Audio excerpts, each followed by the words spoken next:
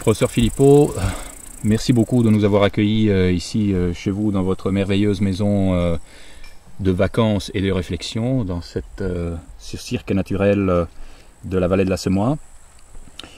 Pour commencer notre entretien, est-ce que vous pourriez dire quelques mots sur l'histoire de cette maison justement? Mais oui, c'est très simple, c'est une maison que mon père a fait construire dans les années 30. Vers cette époque-là, la famille venait camper dans la région et pour avoir un peu plus de stabilité, on a pensé, après une suggestion du garde des eaux et forêts ici, qu'en achetant un terrain, on pourrait installer ne fût-ce qu'un abri. C'était l'idée initiale. Et puis, de fil en aiguille, ce terrain est devenu assez grand. C'était l'ensemble d'une parcelle enclavée dans les bois communaux. Donc nous n'avons pas d'autres voisins que la forêt de la commune de Chiny. Et la maison s'est construite sur les plans de mon père, avec son aide matérielle, physique, avec l'aide de 2 bûcherons de la région, au début des années 30. Dans un style qui évoque l'architecture utilisée partout où on travaille avec des troncs en bois, évidemment. Pour autant qu'il la connaissait, il n'avait jamais voyagé dans ces pays, mais je suppose que c'est d'après des photos qu'il a travaillé.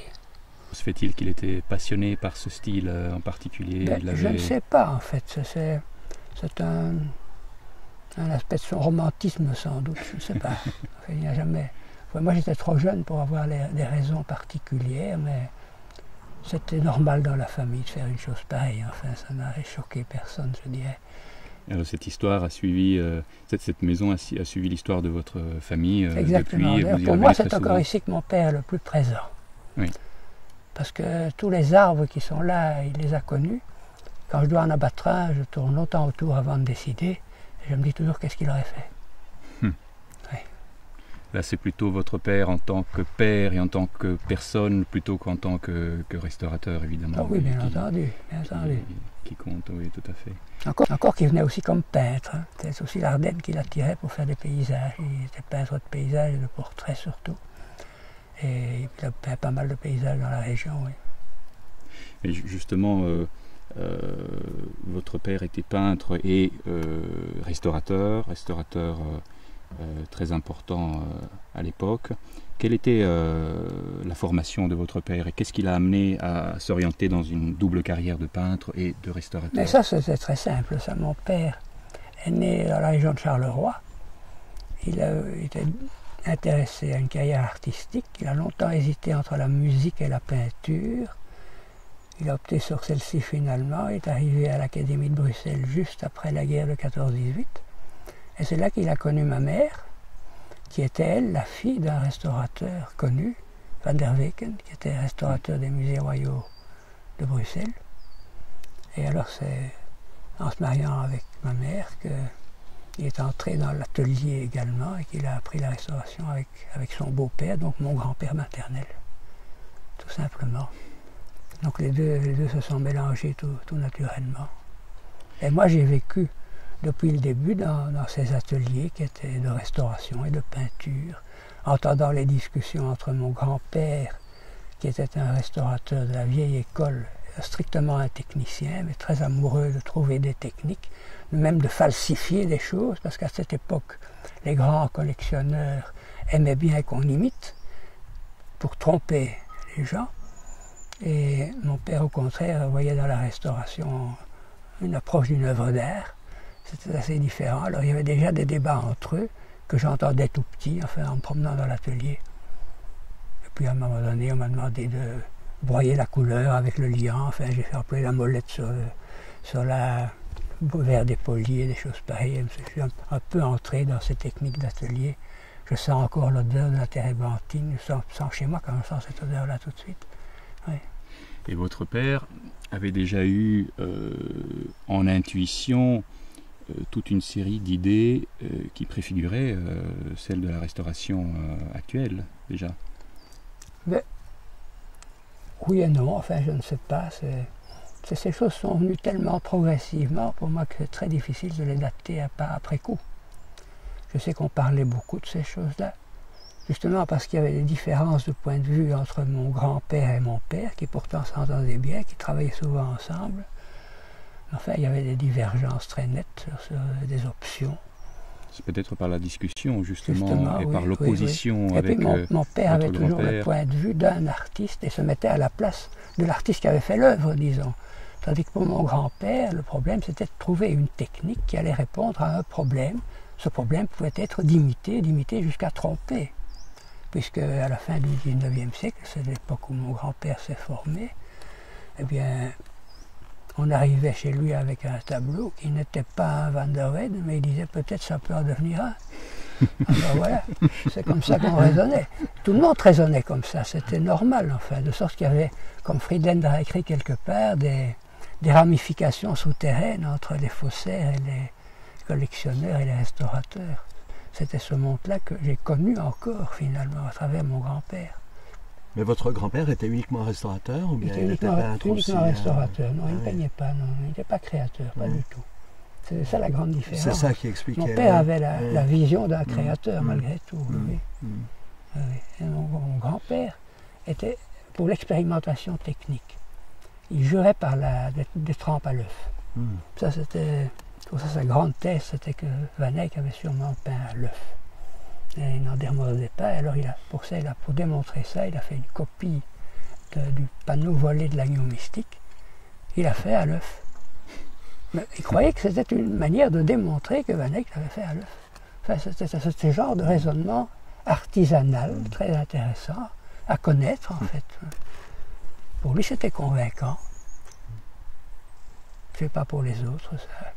Moi, il ne m'a jamais convaincu, mais c'est intéressant. Et ce panneau existe toujours? Il est tout juste toujours. Il est exposé à la place de l'original volé. C'est celui-là? Exactement, c'est celui-là. Oui, parce qu'il est signé au revers d'ailleurs. Oui. Et votre père était restaurateur en chef à l'IRPA? À l'IRPA et au musée Royaux. Oui, c'est ça. Aussi, oui. Donc sans doute que l'interaction avec l'IRPA et avec Cormans ça vient par là. a dû également compter beaucoup dans la formation de Cormans a pensé, Cormans qui à l'origine avait été nommé par Capart pour mettre sur pied d'abord un cabinet photographique seulement, et puis finalement un laboratoire, mais qui voyait beaucoup plus loin, à un moment donné a pensé s'adjoindre à un atelier de restauration. Et alors, Cormans étant Cormans, quelqu'un qui voyait grand et qui voulait bien organiser, il voulait frapper un grand coup, il a pensé restaurer l'agneau mystique, qui en avait grand besoin d'ailleurs à l'époque.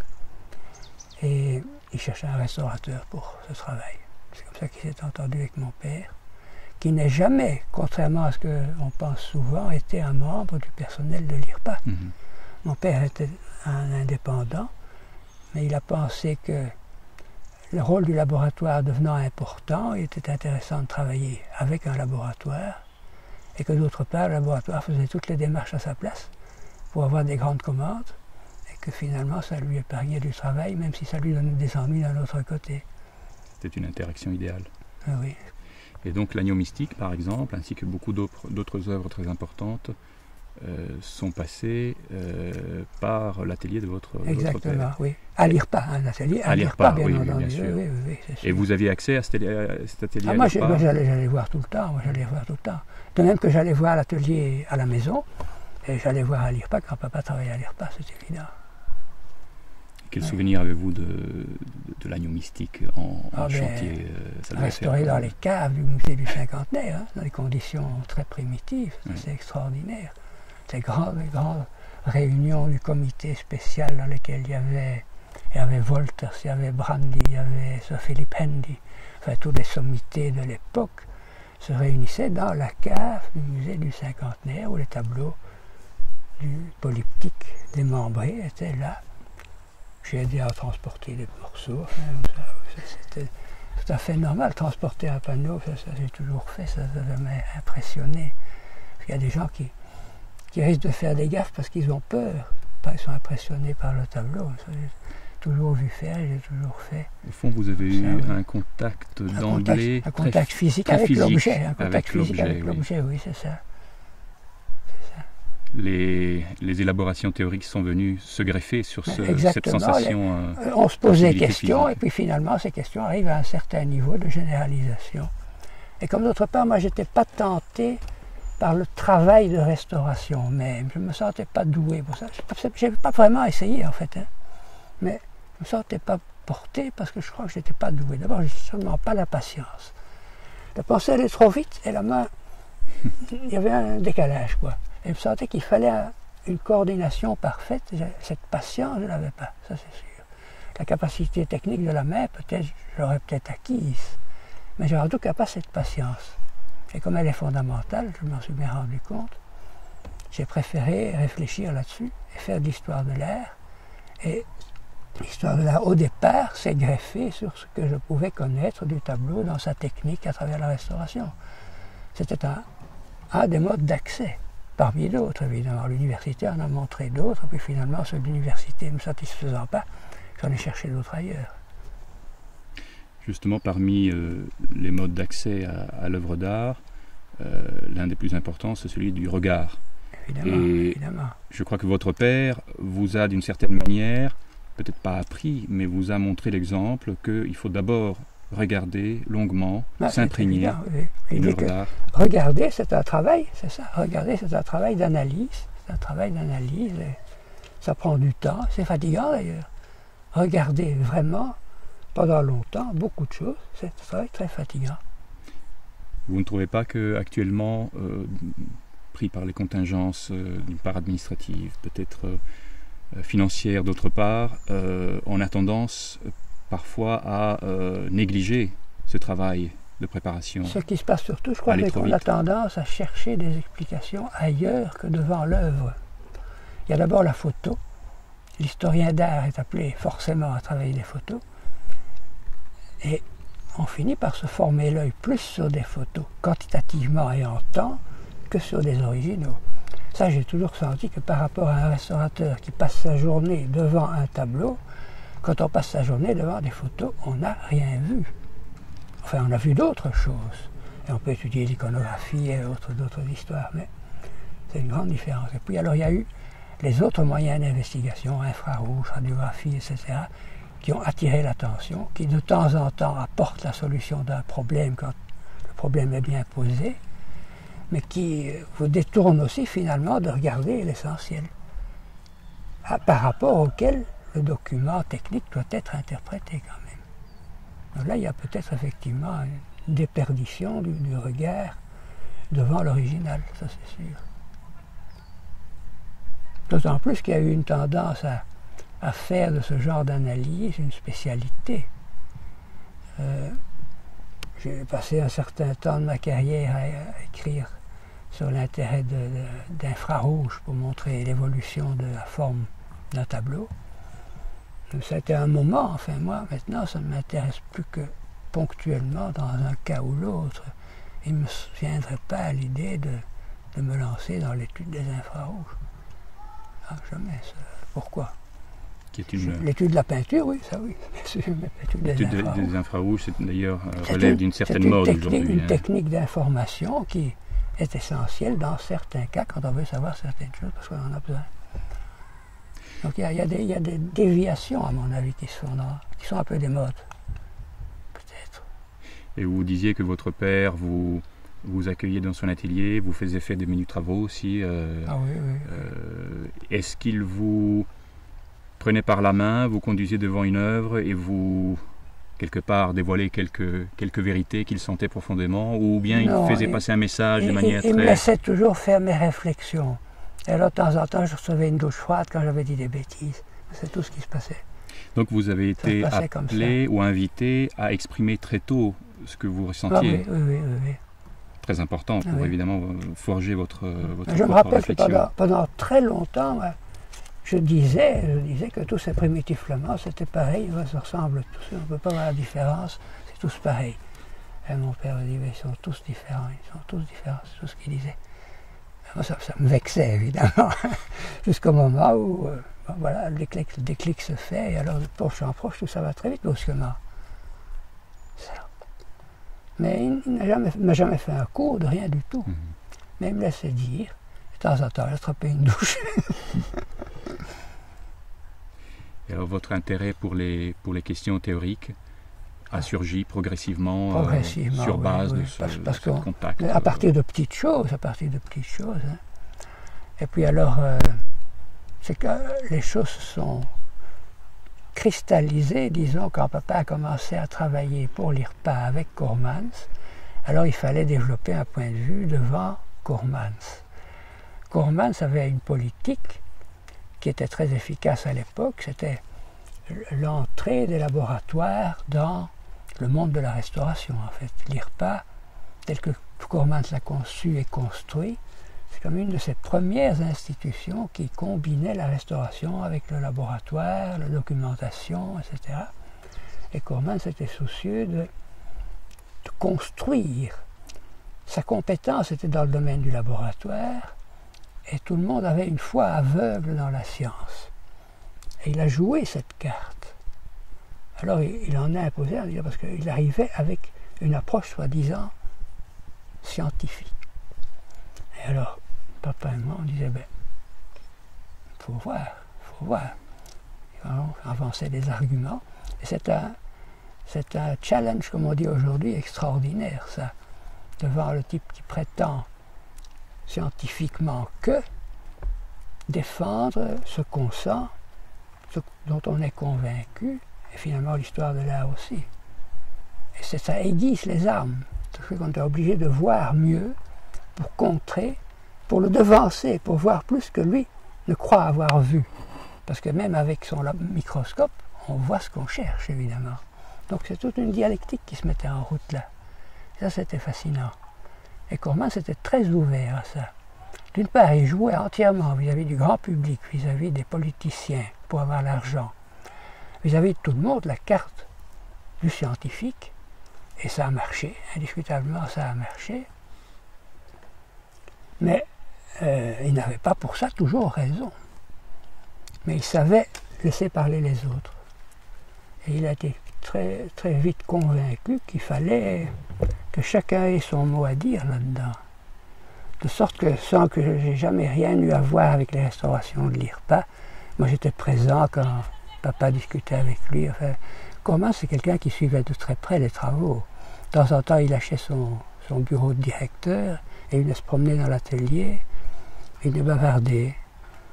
Il disait qu'il venait se distraire, parce qu'il venait se distraire, il a fumé une cigarette, c'est tout. Enfin, et puis après, il disait « allons travailler ». Alors il remontait à son bureau. Mais en fait, il venait voir tout, il suivait tout de très près, et il était très ouvert. Quand il n'était pas d'accord au début, si on insistait, on arrivait à faire passer beaucoup de choses. Parce qu'il avait cette compréhension qu'il fallait organiser ce monde. Et je crois qu'il était un des premiers à l'avoir fait. Je ne sais pas exactement comment les choses se sont passées en Allemagne, où la tradition était différente. Il y avait la tradition de l'Institut Dörner, qui était très forte et qui a joué un grand rôle. Mais disons, Coormans a rattrapé un peu ce retard que la Belgique avait certainement à ce moment-là. Vous avez dit également que vous avez été en quelque sorte l'interprète des idées ou des intuitions que votre père pouvait avoir en matière d'histoire de l'art et de restauration. À partir de quel moment cette collaboration particulière? Dans le même moment, dans ce contact avec Coormans et l'IRPA, et le problème des publications. Coormans voulait publier, bien entendu. Et moi, j'estimais évident que le restaurateur devait publier son point de vue aussi, et ce qu'il avait fait. Et comme d'autre part, c'est un fait que j'ai découvert depuis très longtemps, et qui s'est toujours confirmé pour moi, les restaurateurs sont des gens qui n'aiment pas écrire, souvent qui ne savent pas écrire, parce que ce n'est pas leur domaine, ce n'est pas leur métier. Ils font leur travail, mais ils ne sont pas armés pour le défendre. Et alors ça, j'ai trouvé quelque chose de scandaleux. Et je me suis dit, mais après tout, si j'écrivais moi, pourquoi pas?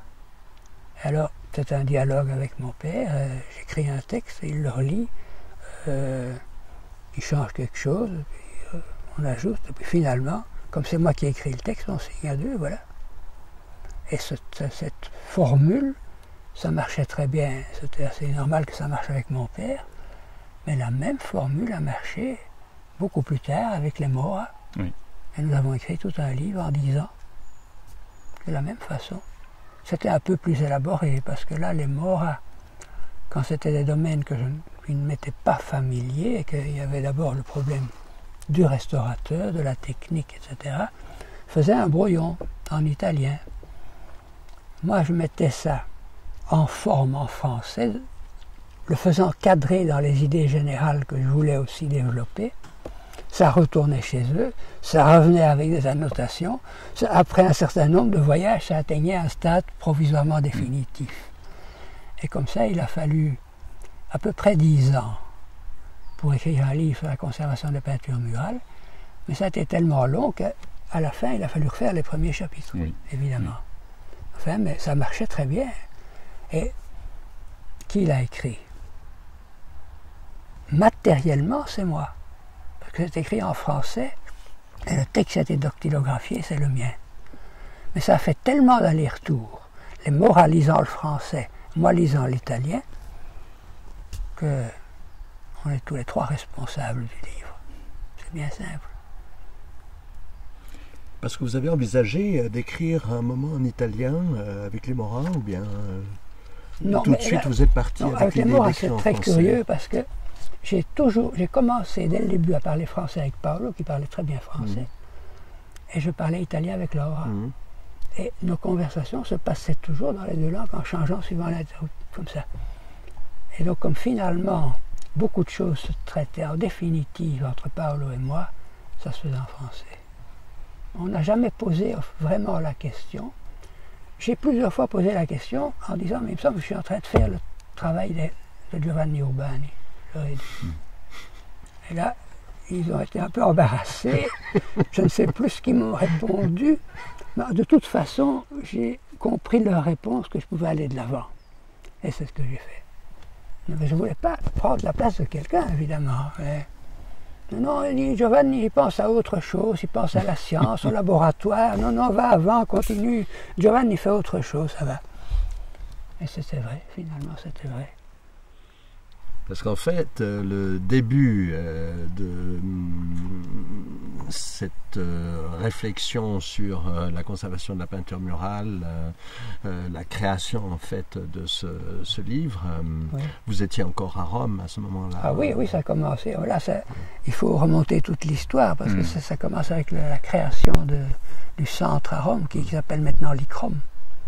Tout à fait. Ah oui, c'est dans ce On va y revenir. C'est dans ce contexte-là que ça a commencé. Oui. Et ça, c'est peut-être un autre thème à développer. Un autre thème que nous allons développer. Enfin, on peut reprendre la tard, question dans évidemment. ce cas-là, oui. J'avais une dernière question peut-être sur le chapitre de votre père. Avait-il beaucoup de contacts avec le milieu de restaurateurs à l'époque? Par exemple avec l'étranger? Est-ce qu'il entretenait... Mon père était quelqu'un d'assez solitaire. Il n'était pas très... Je ne peux pas dire qu'il n'était pas sociable. Il recevait très bien les gens et tout le monde avait toujours une excellente impression de lui. Mais il n'aimait pas d'être dérangé. Et il n'aimait pas le monde, ça l'ennuyait. Il a peu voyagé, quelques voyages, mais peu. Il recevait volontiers des étrangers.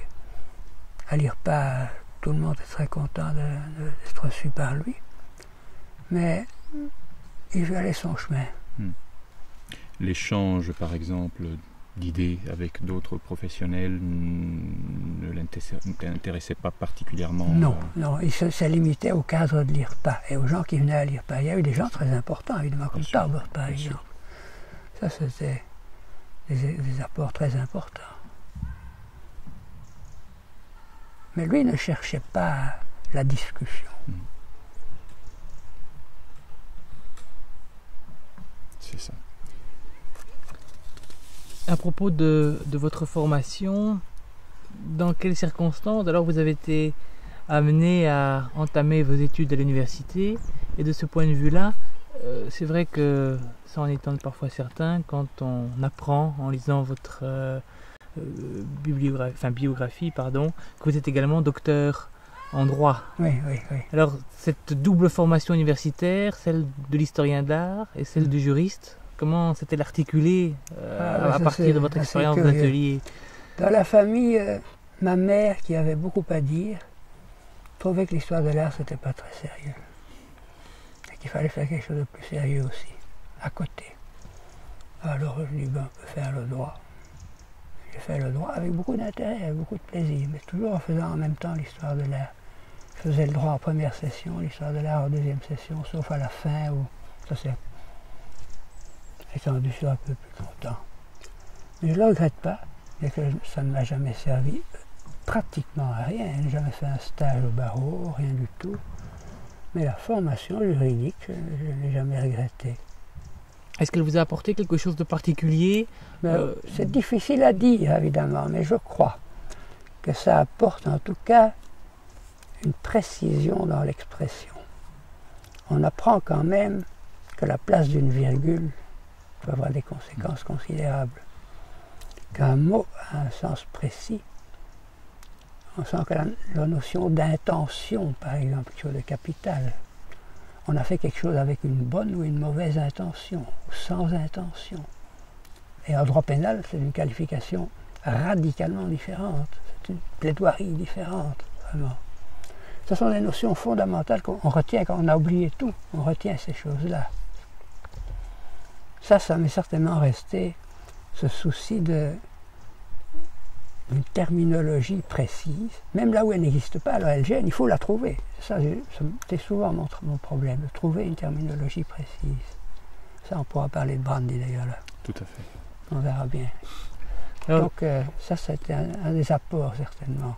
Un autre apport peut-être, mais ça c'est sur le plan plus pratique quand j'ai pris la direction de l'ICROM. Je crois quand même, c'est dangereux de dire ça de soi-même, mais que ça donne un certain sens de l'objectivité. Quand deux personnes se disputent, il y a deux points de vue, il faut voir les deux points de vue. Il ne faut pas tout de suite se lancer comme ça. Il y a deux points de vue. Dans un tribunal, il y a deux points de vue, il y a deux défenses. On défend l'un, on défend l'autre, puis on tranche. Ça, c'est quelque chose qui m'est resté comme un réflexe, c'est évident. Dans un débat, dans n'importe quel débat théorique, philosophique ou pratique, tout ce que vous voulez, ça joue. Ça, c'est sans doute une conséquence de l'étude de droit. Sinon, j'ai tendance à dire, l'avocat défend n'importe quoi, par exemple, donc aussi de mauvaises causes, des choses pareilles, toutes des foutaises de ce genre-là. Quand on a fait un peu de droit, on sait quand même que c'est pas comme ça que ça se passe. C'est pas comme ça que ça se passe. Toute cause mérite d'être défendue. Il y a certaines choses à dire pour, certaines choses à dire contre.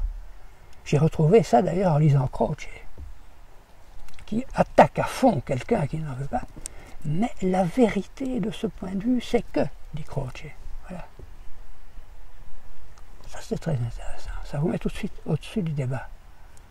Enfin, c'est très prétentieux ce que je dis, hein, mais vous me demandez ce qu'apportent les études de droit, ça apporte quelque chose de ce genre-là. Et ce qui est vrai, c'est qu'effectivement, c'est une qualité qui manque peut-être à certains historiens de l'art. D'autant plus, j'allais dire, d'autant plus que l'histoire de l'art, c'est absolument le contraire. Où il n'y a aucune objectivité, il y a un épanchement immédiat, ou bien il y a une soi-disant objectivité qui alors se livre pieds et poings liés au laboratoire et aux scientifiques et ne fait plus vraiment de l'histoire de l'art. Pour oser faire de l'histoire de l'art, suivant son intuition d'une œuvre d'art, il faut être fort. Aujourd'hui, il faut être fort. Il faut avoir bien vu, avoir bien regardé et avoir confiance dans son intuition. C'est quelque chose que j'ai trouvé très très rare maintenant, extrêmement rare. Parce qu'il n'y a que ça. C'est sur ça qu'on se base. Uniquement sur ça.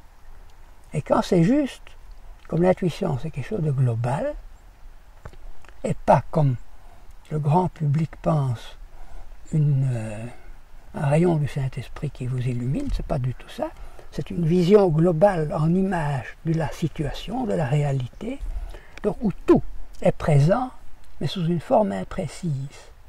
D'ailleurs, on trouve ça chez Leibniz et chez Croce, une connaissance précise mais confuse, dit-il. Ça paraît curieux, précise mais confuse, parce qu'elle n'est pas analytique. Elle est pré-analytique. Elle est globale, elle est en image. Mais ça, c'est fondamental. Il faut avoir faire le pas d'agir sur son intuition.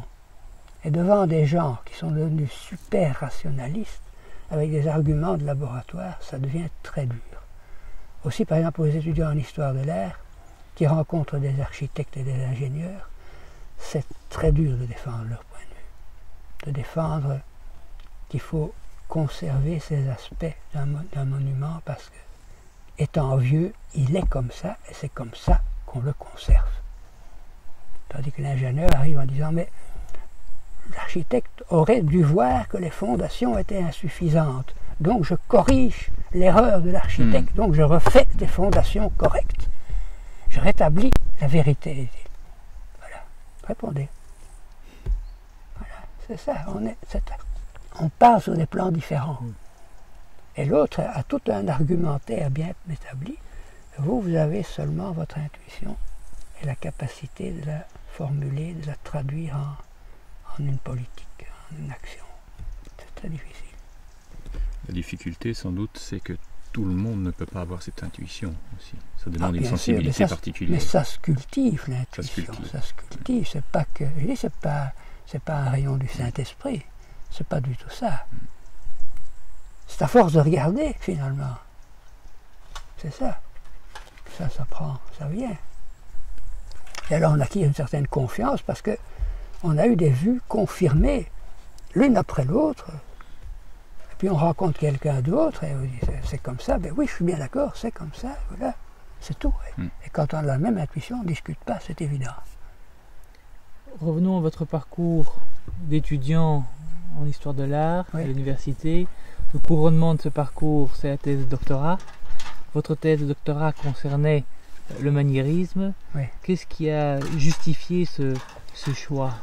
Bon, ça a été décidé après de longs dialogues avec Bazin, qui n'a pas vraiment été mon professeur parce qu'il n'enseignait pas à Bruxelles au moment où j'étais étudiant, mais au moment où j'ai fait ma thèse, après mon service militaire, c'est à lui que je me suis adressé pour avoir un patron de thèse, ce qui était la personne qui paraissait la plus adéquate pour diriger ce genre de travail. Et alors on a envisagé différents sujets. Et finalement, le maniérisme m'a attiré parce que ce qui m'accrochait, c'était le problème de la démarche de la création. Et je sentais d'instinct dans le maniérisme qu'il y avait un problème dans la démarche, qui n'était pas comme ailleurs, qu'il y avait quelque chose de particulier. Et ça, c'était intéressant. Et donc, c'est ça qui m'a attiré. En vous inscrivant en histoire de l'art et en archéologie, vous n'avez jamais pensé vous diriger davantage vers l'archéologie gréco-romaine? Non. J'étais déjà trop ancré dans l'histoire de l'art, dans le visuel, dans ce qu'il y a devant moi, pour faire des fouilles et des choses pareilles. Ça m'intéressait dans la culture générale comme méthode, mais pas plus. Pas plus. D'autre part, bien qu'à votre époque, je ne pense pas qu'il y avait une orientation centrée sur l'art contemporain ou moderne et contemporain, non, pas vraiment. Mais ce sont des époques qui vous ont moins intéressé.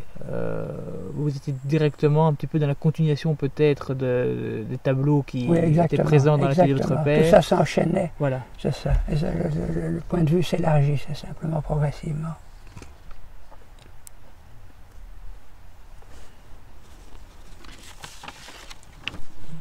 Votre formation, c'est également l'étranger, l'expérience, l'ouverture vers l'étranger. Bon là, évidemment, vous avez acquis une nouvelle dimension, si on peut le dire.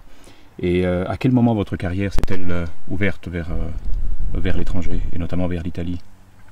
Mais j'ai toujours été intéressé par les langues, d'abord. Étant né dans un milieu bilingue français-flamand, j'ai très vite lu en allemand.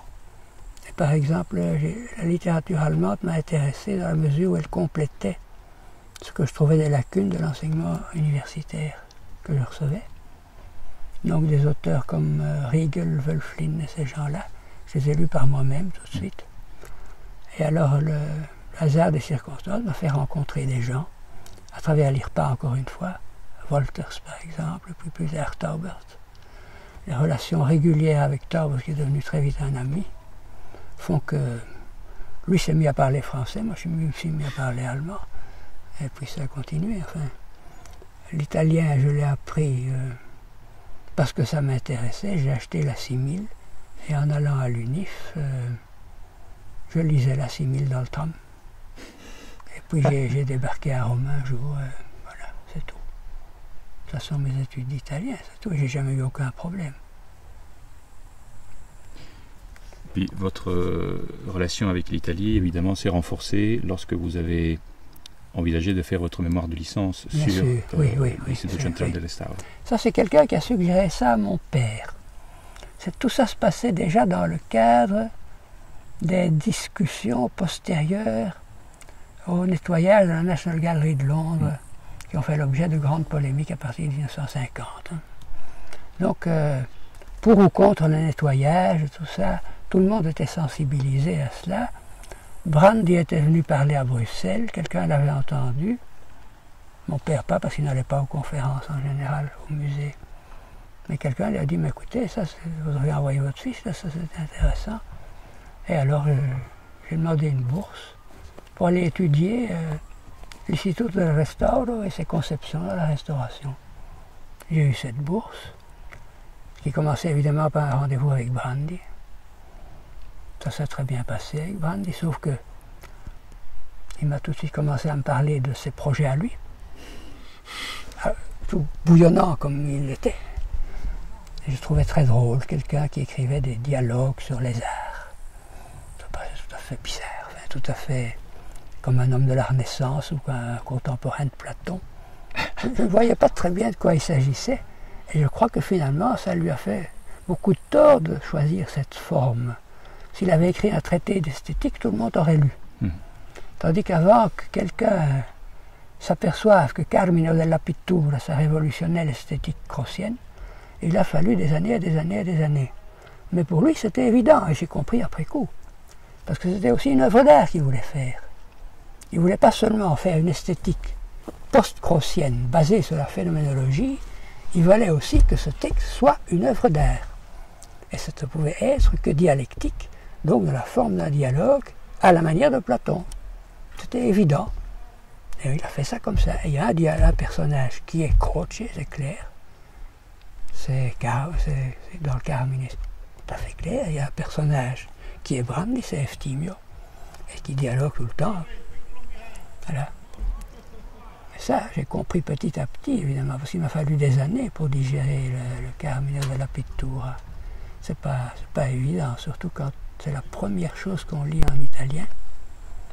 Ça ne va pas tout seul, évidemment. Alors j'ai pensé le traduire, je me dis, on va essayer. J'ai fait des bouts de traduction qui n'ont jamais paru, mais qui m'ont toujours été très utiles, parce qu'en traduisant, on entre dans la pensée, évidemment.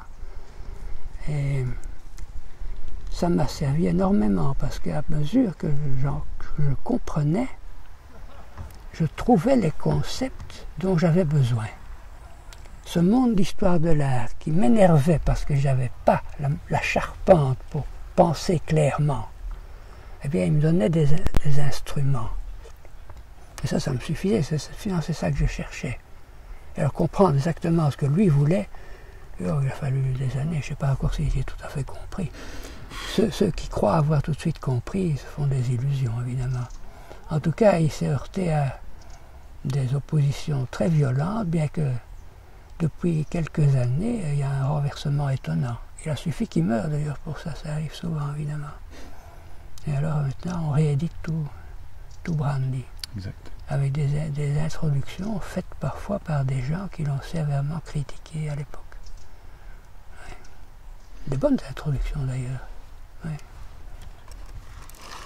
Cette approche des langues et l'utilité conceptuelle de la traduction, vous l'avez appliquée également dans votre introduction à l'italien que vous octroyez aux étudiants à l'ULB aussi. Ça, j'ai toujours dit aux étudiants. Ils étaient terrorisés. Pour l'histoire de l'art, il y a deux langues. Il y a l'italien et il y a l'allemand.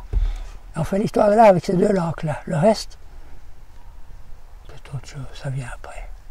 Vraiment après. Tout à fait. Mais j'ai un peu prêché dans le désert, là. Alors on m'a chargé à un moment donné d'un cours, parce que toutes les universités sont entrées en crise quand il n'y avait plus d'argent. Alors tout le monde a fait tout, c'est évident. Moi j'étais un homme à tout faire idéal. Je me suis aperçu de ça petit à petit. Alors j'ai fait aussi le cours d'italien. Un cours d'italien pour historien d'art. Mais j'ai fait une histoire qui a dû catastropher tous les étudiants. J'ai dit on va lire Argan. Voilà. Alors j'ai pris la Storia dell'arte italiana d'Argan. On prend ça là, voilà, et on lit. Ça s'est tombé dans un grand silence. Je n'ai jamais très bien su si ça a servi à quelque chose. En tout cas, ça a impressionné tout le monde, ça c'est certain. Ça je le sais, mais je n'ose pas dire plus. On m'a laissé le cours, j'ai fait ça pendant plusieurs années. Ouais. Mais j'étais sûr que c'est ça qu'il fallait faire. Parce que c'était pas difficile, le vocabulaire c'était simple comme tout. Argan est beaucoup plus facile à lire que Brandi. Brandi est un intuitif avec des images comme ça, qui fulgurantes. Argan est un logique, un marxiste finalement. C'est facile à lire, c'est logique. Donc quand on a les mots, on a le raisonnement. Exact. Et pour revenir un tout petit peu à votre formation à travers l'étranger, l'évocation de votre carrière amène à faire référence à deux villes, deux pays qui sont la Belgique, l'Italie, Bruxelles et Rome. Oui. Qu'est-ce que ces deux pôles si différents vous a apporté? Il faudrait tout de suite ajouter Vienne et Munich. Vienne et Munich. Tout de suite. Sur Bruxelles, je n'ai rien à ajouter à ce que j'ai raconté jusqu'ici, je crois. Sur Rome, évidemment, le discours est inépuisable. Hein, parce que, d'abord, il y a l'idée d'avoir mis ce centre d'études pour la conservation à Rome. Je crois que je suis le seul à avoir compris pourquoi, finalement. De tout le personnel qui a été à la direction de l'ICROM. Parce que l'expérience de Rome est fondamentale pour s'intéresser vraiment en profondeur à la restauration, à mon avis. On n'a pas à portée de main, si on ne veut pas aller à Istanbul ou à des endroits plus éloignés encore, une ville qu'on peut suivre dans toute son évolution jusqu'aujourd'hui, depuis ses origines, depuis sa fondation. On n'a pas un autre endroit où on a des ruines aussi prestigieuses et toute l'histoire de la restauration sous les yeux. Depuis les premières restaurations des néoclassiques, l'arc de Titus de Valadier, jusqu'aux restaurations fascistes, puis la restauration d'après la guerre, et puis d'autre part ce contexte de la vieille ville qui s'impose, quand on est dedans longtemps, s'impose. Peut-être que Rome ne se livre pas très vite par rapport à des villes plus concentrées sur une époque comme Sienne ou Florence. Peut-être que là, on a vite une image bien entendu. Rome, il y a trop de choses pour capter Rome très vite, mais néanmoins, justement pour ça, c'est une image du temps, de l'histoire, et donc comme la restauration c'est s'occuper des restes du passé, ça me paraissait évident que l'expérience de Rome, en tout cas pour un Européen, qui a lui-même ses racines là, c'était capital. Pour les gens qui viennent de beaucoup plus loin, on peut peut-être discuter les choses, je ne sais pas, c'est un autre discours, comme on dit en italien. Mais pour un Européen, c'est tout à fait évident. Ce n'est pas par hasard que dans la formation de tout bon homme de culture dans le passé, le voyage de Rome, le voyage d'Italie était essentiel. Bien sûr, bien sûr. Hein. Seulement pour moi, il y avait beaucoup plus. Il y avait ça, et puis il y avait la pensée italienne de l'époque. Ça, c'est aussi fondamental. Il y avait celle de Brandi, celle d'Argan, Di Croce, dont j'ai lu quand même une bonne partie sur le conseil de Brandi.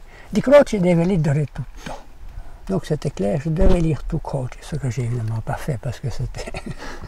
N'empêche que j'ai lu pas mal et imprégné par cette aisance napolitaine où tout sort comme ça. Ça pourrait pas être autrement, c'est tellement évident quand on lit Croce. Il ne peut pas te venir à l'esprit une contradiction, tellement c'est évident, ça coule comme le soleil sur le golfe de Naples. Enfin, c'est pas possible. Mais le temps, c'était la pensée en termes de temps. Alors Crouch est imbibé de ça. Moi, je suis imbibé de ça aussi. D'ailleurs, les voyages, c'était ça aussi, c'était essentiel. Se préparer à un pays pour une mission de consultant, disons, parce qu'on doit donner son avis sur des problèmes qu'on a soumis à l'UNESCO. Donc si on a soumis à l'UNESCO, c'est qu'on n'est pas d'accord chez soi et qu'on veut un avis de l'extérieur. Donc l'avis sera déjà sûrement diplomatique, c'est certain, autant que technique. Ça, c'est ce que moi j'ai compris très vite. Tout le monde ne voulait pas comprendre ça, il fallait tout de suite envoyer un technicien, c'était pas toujours mon avis. Alors je pensais toujours qu'il fallait bien connaître l'histoire du pays pour commencer. J'ai une fois parlé de ça avec Plendalis, qui a fait énormément de missions. J'ai dit, je trouve que ce serait intéressant d'écrire un petit bouquin, je pensais que lui l'aurait fait. Un petit bouquin sur ce qu'on doit faire pour préparer un voyage dans tel ou tel pays. Oui, dit-il, en effet, les gens ne savent pas quel climat ils vont avoir et qu'est-ce qu'on va leur donner à manger. J'étais estomaqué. Enfin, c'était la réponse que j'ai reçue. Donc ce que je pensais faire, ça n'a jamais été fait. Enfin, ça ne fait rien. Mais, par exemple, si on avait su un peu plus l'histoire des Balkans, peut-être les événements de Yougoslavie se seraient passés autrement. Un petit peu autrement quand même. Parce que j'ai été plusieurs fois en Yougoslavie, du temps de Tito encore. C'était extraordinaire. Enfin, c'est drôle de dire, je ne parle pas de Tito maintenant, je parle de la Yougoslavie. C'était un voyage dans le Moyen-Âge, dans le Moyen-Âge byzantin, vraiment. Des routes où la poussière montait, à l'arrivée, on était tout blanc de poussière. Il y avait le long de la route des gens qui remettaient la poussière dans les trous. Et chaque voiture qui passait redistribuait la poussière. Et puis on débarquait dans un monastère, ces grands monastères, certes, du XIIIe, XIVe siècle, énormes. Il restait 3 moines. Et on disait, mais où sont tous ces moines? C'est la réponse. C'était la guerre, c'était la révolution, enfin. C'était un monde bizarre, mais le temps ne comptait pas là. J'allais avec une collègue, Annika Skovran, une byzantologue, vous l'avez sans doute connue, Annika. Oui, à Piva, entre autres, oui. Mais elle nous conduisait, et le matin, on faisait un projet de voyage. On va voir ça, et sur cette route-là, on va voir ça, et puis on va voir ça, on va voir ça. Après un voyage d'un jour avec Annika, je savais qu'on ne verrait pas le quart de son programme. Parce que, en cours de route, on rencontre quelqu'un. Ah, Annika, Kakosta. Ah, on s'arrête. Slivovitz, café. Ouh, faut aller. On va. Puis ça recommence.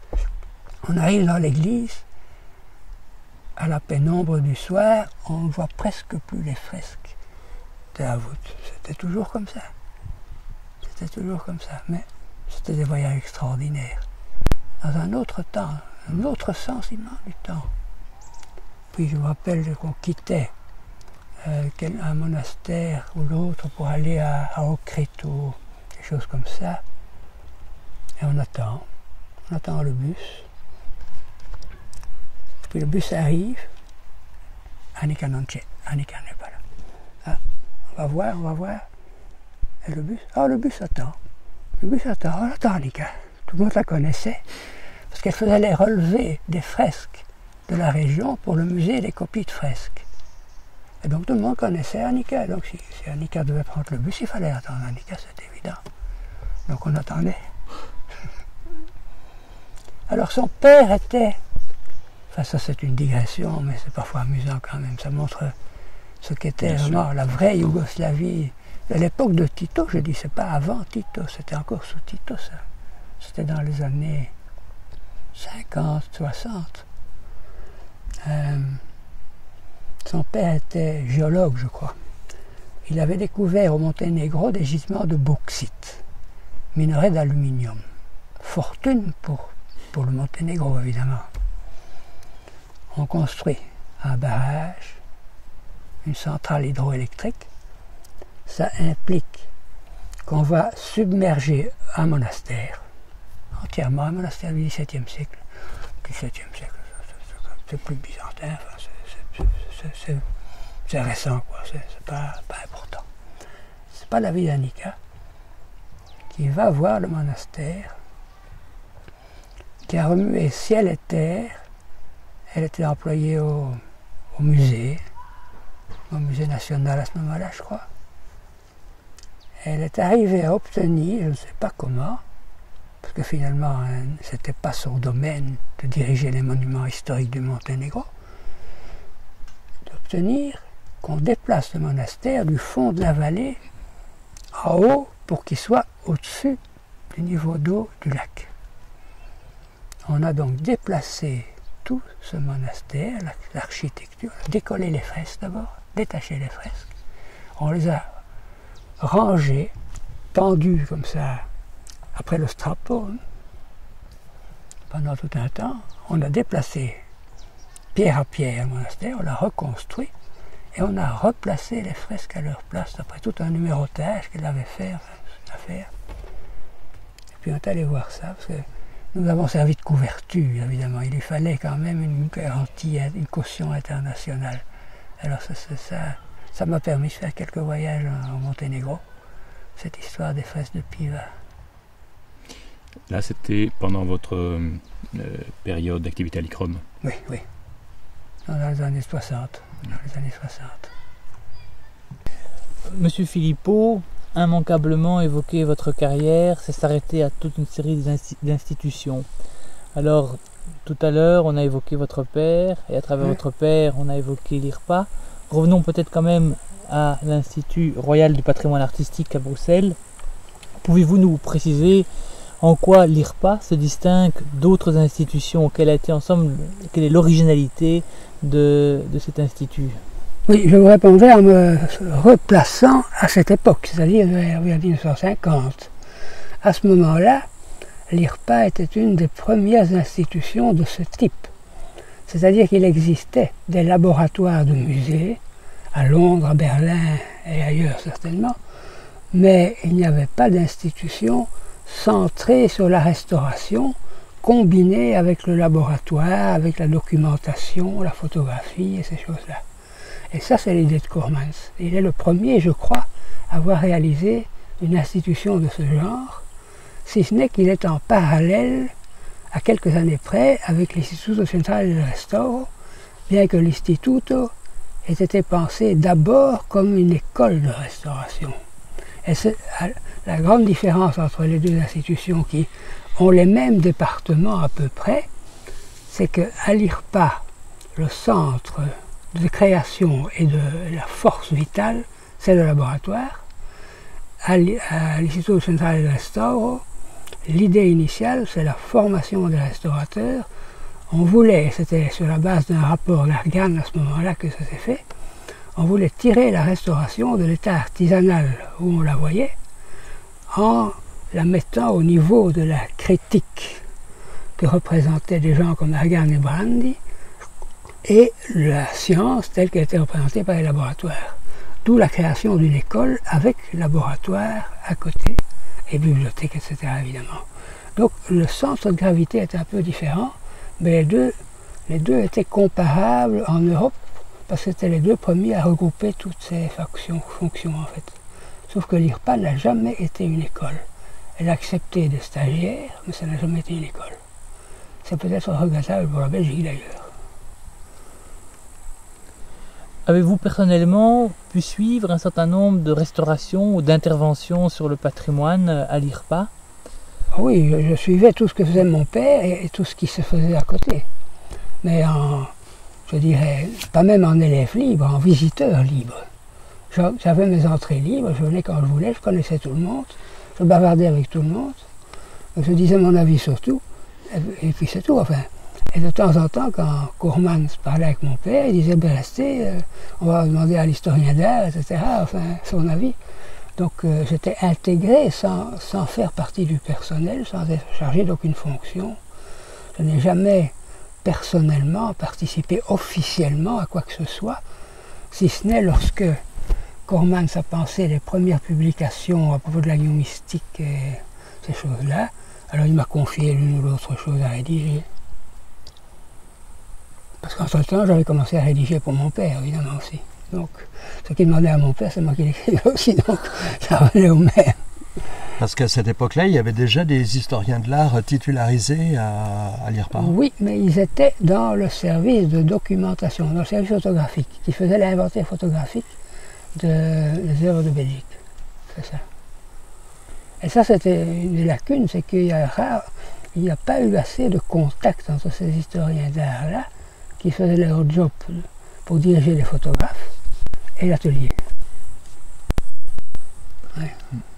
Abordons peut-être l'ICROM. Oui. Alors, Gertrude de Trippe relève que le contexte historico-culturel propre au début de votre carrière est celui de la mise en place de toute une série de politiques de sauvetage et de protection internationale du patrimoine, globalement suite aux destructions occasionnées par les affres de la Seconde Guerre mondiale. C'est ce contexte qui favorisa la création des grands centres comme l'ICROM. Alors, quels sont vos souvenirs à propos de ce contexte général de la naissance de cette institution? Mais le contexte général, il faut dire d'abord, c'était un contexte beaucoup plus réduit en ce qui concerne la réflexion active, sérieuse, que ce n'est aujourd'hui.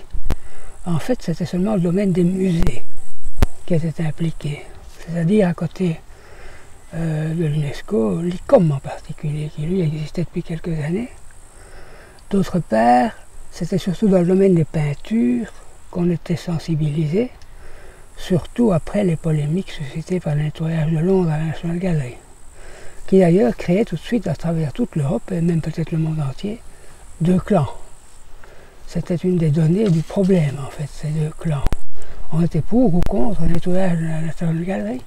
Donc on était pour un nettoyage radical, qui soi-disant ramenait l'œuvre à son état primitif, ou bien on était pour un nettoyage plus modéré, qui tenait compte de la patine, d'où qu'est-ce que ça veut dire la patine, etc. Ça, c'était la discussion, la grande discussion en cours. Il n'y avait pas grand-chose d'autre. Il n'était pas question d'environnement, il n'était pas question... L'architecture était un monde à part, le monde des architectes, des techniciens des monuments historiques. On en parlera à propos de l'ICOMOS, c'est plus tard. Donc c'était un monde assez restreint, où tout le monde se connaissait finalement. Et l'UNESCO, pour répondre à l'intérêt croissant après la guerre, évidemment, pour un échange d'expérience, il y avait un grand besoin d'échange d'expérience après l'isolement dans lequel tous les pays s'étaient trouvés pendant les 4 ans de la guerre. Il y avait un grand besoin, l'ICOM y répondait en partie, néanmoins à l'UNESCO, on faisait valoir la nécessité d'un centre de référence au point de vue documentation surtout.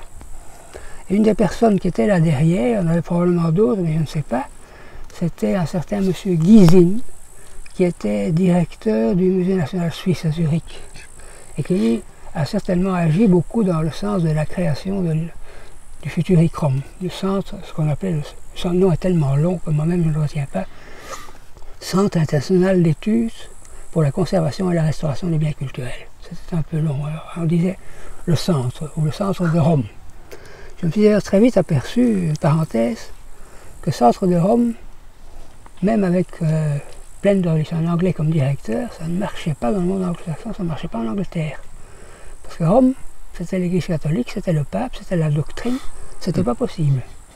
Et c'est aussi très intéressant de retenir une chose pareille. Donc il a fallu changer ça. Et l'ICROM, c'est le résultat d'un conseil que j'ai donné à mon successeur, Bernard Phelan. J'ai dit, écoute, je n'ai pas eu le temps de faire ça, mais fais tout ce que tu veux, mais il faut changer ce nom. Tu mets des initiales, tu fais ce que tu veux, mais Rome doit disparaître, et ça doit être un centre, enfin bon, voilà. Et il a fait ICROM, ça a marché, voilà. Donc pour la création alors, il s'agissait de trouver un noyau qui était suffisamment extérieur à la polémique suscitée par Londres et suffisamment informé, d'autre part. Il y avait d'autre part la démarche de l'UNESCO qui consistait, lorsqu'elle créait des institutions techniques de ce genre, ce n'était pas la seule de ce genre qu'on créait, de faire appel à un pays qui devient le pays hôte. Et on choisit le pays hôte sur base que le pays hôte offre. L'UNESCO étant un autre contributeur, évidemment. Et alors là, l'Italie a fait une offre d'une générosité telle que personne ne pouvait la refuser. L'Italie proposait les locaux nécessaires à l'institution, sans limite, en ne disant pas pour autant de personnes, quel que soit son développement. Donc ça a fait l'objet de discussions par après d'ailleurs. Offrait un personnel qui était du personnel de l'administration des Beaux-Arts qu'il détachait auprès du centre, tout en continuant à payer leur traitement. Et les facilités d'utilisation des ressources de l'Istituto Centrale del Restauro, de l'Istituto di Patologia del Libro et d'autres instituts encore. Enfin, c'était les deux principaux, surtout l'Istituto Centrale del Restauro. Donc ça, c'était essentiel. D'autre part, Rome était par soi-même un lieu significatif et même symbolique en matière de restauration. Et alors, il s'agissait de s'entendre sur les personnes. Coremans jouait un rôle énorme à l'UNESCO parce qu'il faisait des missions pour l'UNESCO. Et dans ses rapports, il suggérait des politiques qui, généralement, faute d'idées à l'UNESCO, étaient acceptées. Donc les rapports de mission de Coremans servaient de base à pas mal de politiques de l'UNESCO. D'autre part, Brandi aussi faisait des missions, mais Brandi était beaucoup plus sceptique vis-à-vis de l'UNESCO. Pour Coremans, l'UNESCO était un moyen d'arriver. Il s'en servait, ça existait, il s'en servait, il l'employait. Pour Brandi, c'était presque un adversaire, parce que culturellement, il était hostile en fait à cette conception même, cette forme d'internationalisation fazoula de la culture, en fait. Alors, je sais par Coremans que probablement lui-même a suggéré comme premier directeur Harold Plenderlis, qui était le chef du laboratoire du British Museum, une autorité internationale qui venait de publier son livre The Conservation of Antiquities and Works of Art, qui était le bouquin de base pour quiconque faisait des fouilles, pour quiconque voulait restaurer un objet autre qu'une peinture. Enfin, c'était vraiment le livre de base, la Bible. Et au point qu'on a mis dans le programme, le seul point qu'à l'UNESCO on a mis dans le programme de ce centre qu'on créait, c'était la traduction en français du livre de Plenderlis. Alors, à côté de Plenderlis, il fallait quand même encore quelqu'un d'autre.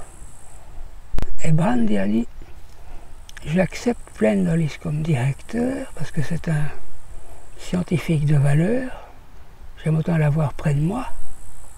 Ça, il m'a dit personnellement, évidemment.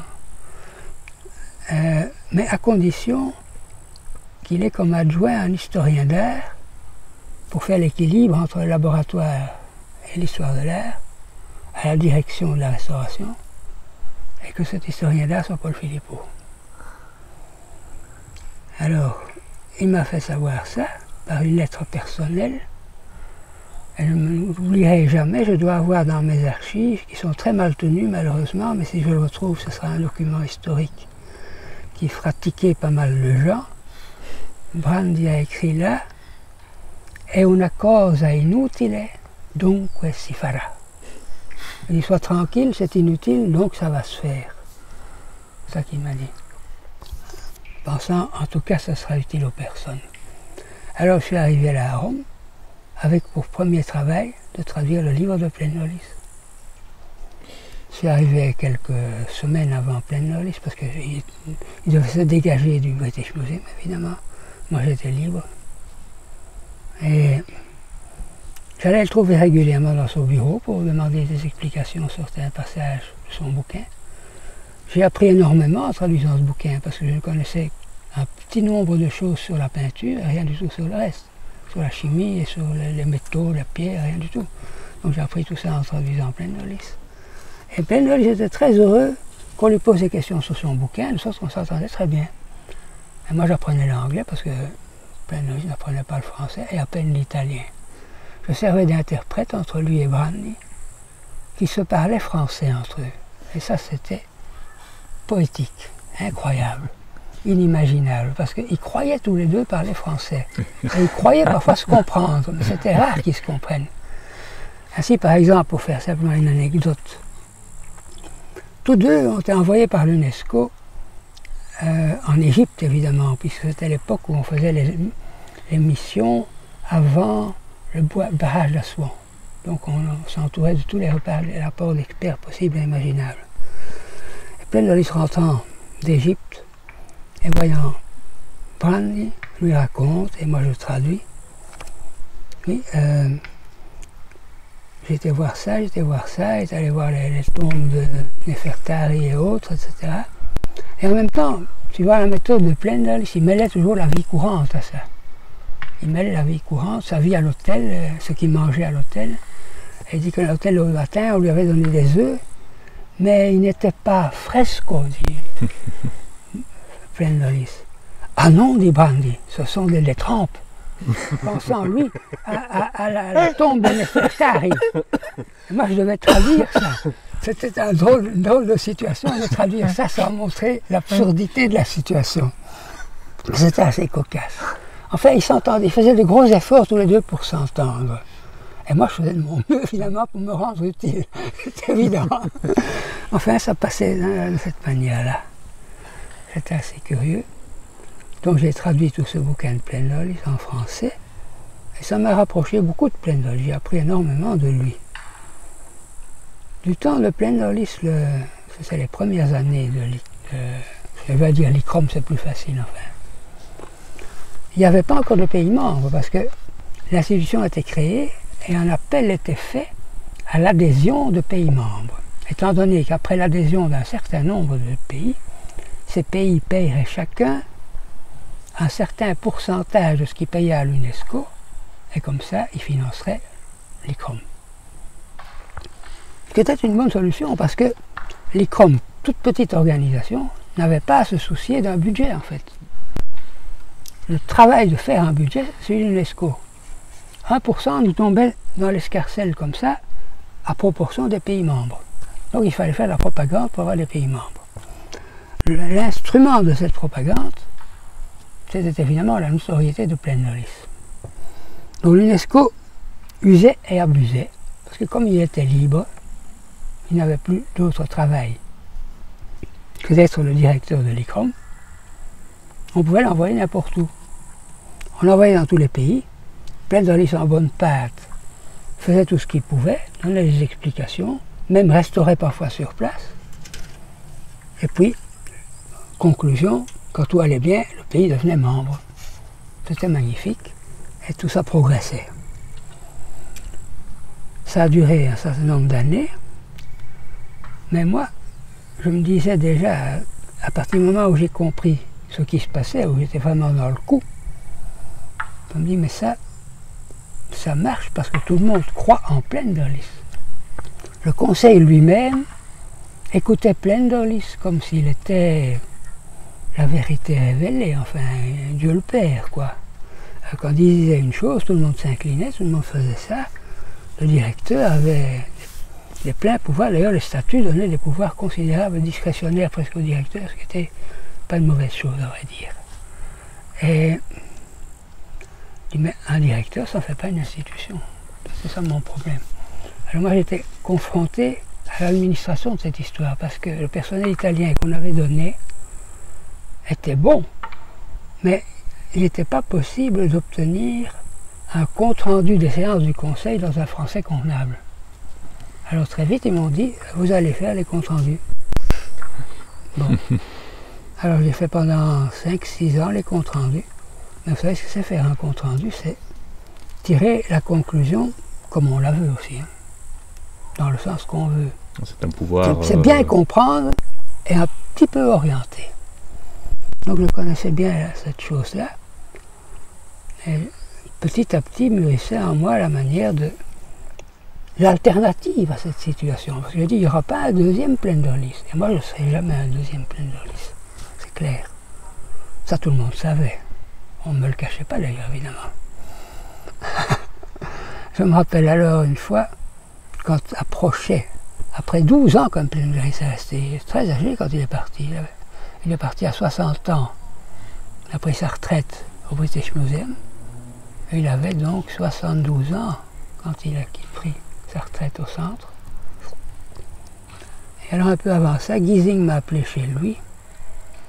Parce qu'entre Giesing et moi, il n'y avait pas d'atome crochu, disons. Il n'y avait jamais eu de prise de bec, mais il n'y avait pas d'atome crochu. Parce que moi, je ne comprenais pas ce que ce type-là faisait là. Les autres, il y avait Brandy, c'était clair. Koormans, c'était clair. Il y avait Van Schendel, directeur d'Amsterdam. C'était clair aussi. Alors il y avait Gazzola, représentant du gouvernement italien et architecte, c'était clair. Un certain nombre de personnes, c'était tout à fait clair. Et Giesing, je ne savais pas. Je sais finalement qu'il était là parce qu'il était à la source, un de ceux qui étaient à la source du programme, de l'idée. Mais il m'appelle chez lui, et alors, pensant me soumettre à une espèce d'examen, il me demande, mais si on vous pose des questions techniques, vous ne pouvez pas répondre comme Plenderlis, qu'est-ce que vous allez faire? Je dis, mais ce n'est pas l'affaire du directeur de répondre à ces questions techniques. Je suis maintenant secrétaire du comité de l'ICOM pour la conservation. Donc j'ai le secrétariat de tous les groupes de travail de l'ICOM. Vous connaissez bien cette histoire-là. Donc je sais quels sont tous les spécialistes et quels sont leurs programmes de recherche à l'ICOM. Si on me pose une question, je dispose de tout un panel de spécialistes dans différents domaines. Je vais me servir de ces gens-là. C'est ça la fonction centrale d'un centre comme institution. Je ferai ça. Manifestement, Giesing ne s'y attendait pas parce qu'il a dit après un moment de réflexion, that makes sense, il a dit. C'est tout ce qu'il m'a répondu et on s'est quitté là-dessus. Et puis c'est ce qui est arrivé finalement. Mais je crois que ça a été le moment, parce que j'ai vu que vous avez préparé de me demander ce que je crois avoir fait de plus important quand j'étais à l'ICOM. Là, je vais à nouveau être très prétentieux peut-être, mais c'est seulement ça que j'ai fait. J'ai transformé une institution qui était une personne, où tout le monde se regardait vers le directeur et attendait tout de lui, en une institution qui est un mécanisme, un système qui fonctionne, un réseau qui met les gens en relation de manière que ceux qui ont les réponses peuvent être envoyés là où il y a les questions. Cette chose-là, c'est ça que j'ai fait finalement. Et alors à ça, il fallait donner évidemment une structure d'idées. Mais là, il y avait toute la réflexion de Brandy sur la restauration qu'entre-temps j'avais digéré tout doucement, que je pouvais employer. Et puis l'idée qui était liée à ça, que pour faire progresser la restauration et le statut des restaurateurs, il fallait agir sur la formation des restaurateurs. Et que là, on pouvait aussi faire quelque chose, sous forme de cours internationaux de spécialisation. Et ça a été très très longtemps le noyau de tout le programme de l'ICROM, finalement, cette chose-là. C'est comme ça qu'on a créé le cours de conservation des peintures murales. Parce que mes rapports avec les morts étaient tels que je savais pouvoir compter sur eux. Entre-temps, Brandy avait quitté l'Istituto, mais je m'entendais tout aussi bien avec son successeur Rotondi. Et on dit, bien, on fait ce cours. Et ce cours, il a servi à un tas de choses, parce que, en même temps, sur suggestion de Giovanni Urbani, on a trouvé des chantiers dans le Latium, à Sermoneta et à Ninfa. Ce qui permettait, après une période de cours théorique, de faire une espèce de simili-chantier. On se transportait en cours de vacances sur les lieux et on faisait les restaurations sur place et on donnait une certaine idée aux étudiants de ce qu'était un chantier, où on travaille ensemble, ils ne s'entendent pas, mais il faut le travail, il faut le faire. Et alors on avait trouvé parmi le personnel de l'Istituto l'une ou l'autre qui servait d'assistant aux Maura. Les Maura venaient avec moi 1 ou 2 fois par semaine à Sermoneta ou à Nympha. Les étudiants logeaient là. Il y avait une grande table, on mangeait là aussi, c'était très agréable. Et il y avait une espèce de simili-chantier, et finalement il y avait un esprit. Il y avait une ambiance, l'endroit était extraordinaire, l'endroit est magnifique. Et c'était grâce à la princesse Caetani et son mari, un Anglais, Sir Howard, qu'on a eu cet avantage. On a fait ça pendant des années. Et c'est une des grosses erreurs de mes successeurs de ne pas avoir conservé ce tatou, à mon avis. Parce qu'on n'était pas obligé de faire la peinture murale, on aurait pu faire un tas de choses là. On pouvait faire de l'architecture, il y avait toute l'architecture de la région, enfin, tout était possible. Enfin ça, c'était une des idées quoi.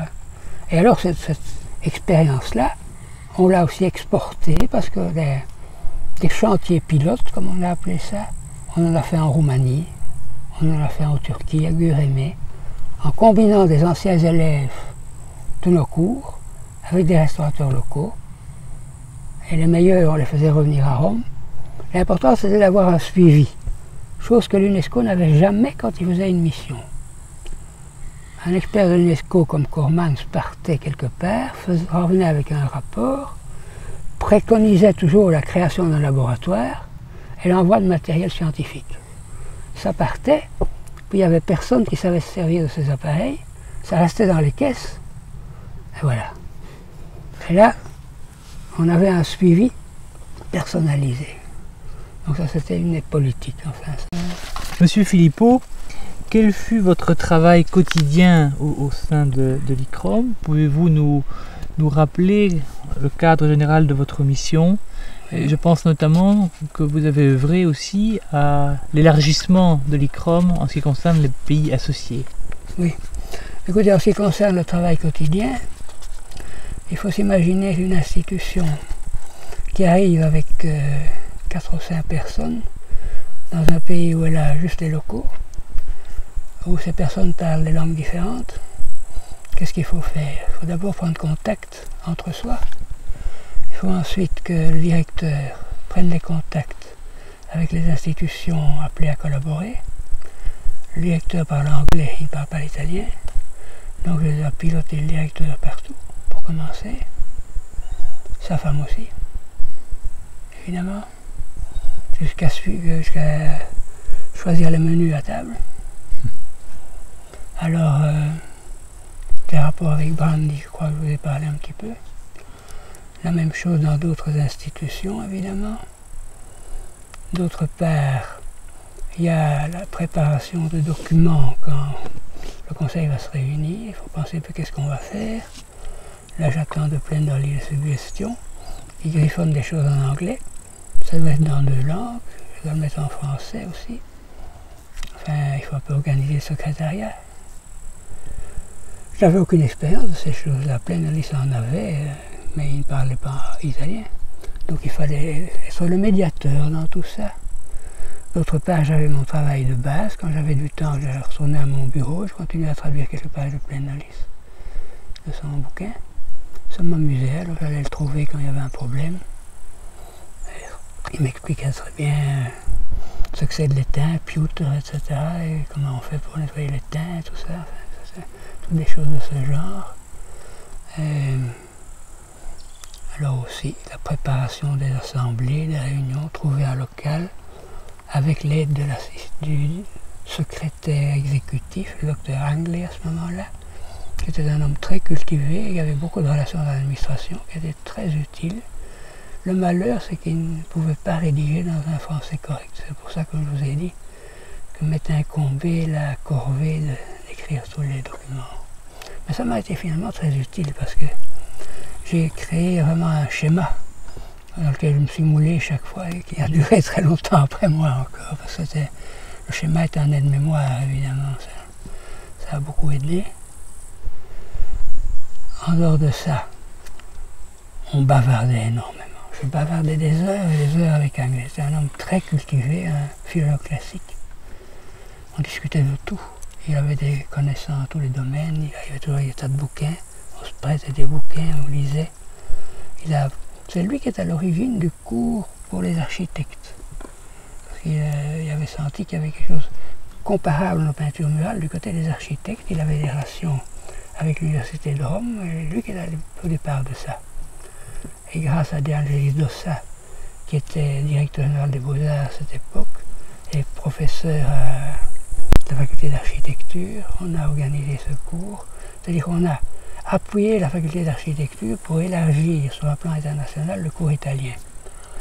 Ce qui d'ailleurs a débouché en 68 sur le fait qu'on a subi tous les contre-coups des problèmes de mai 68. Et les étudiants architectes, c'est la pire engeance imaginable. Des gens pas seulement à Rome, qui ne savaient pas dessiner, ou qui ne voulaient pas dessiner, mais qui faisaient de la sociologie et de la politique. C'était infernal. Ça, ils ont introduit chez nous, ça c'était des séances terribles. Franchement. Ça a été dur, ça. Parce qu'on était pris dedans, évidemment. La majorité étaient des Italiens, contre lesquels, qu'est-ce qu'on voulait qu'on fasse? On n'avait rien à faire. Et les étrangers, ça les embêtait, toutes ces histoires. Des gens qui traversaient l'Atlantique, c'était pas pour écouter les emmerdements des étudiants italiens, évidemment.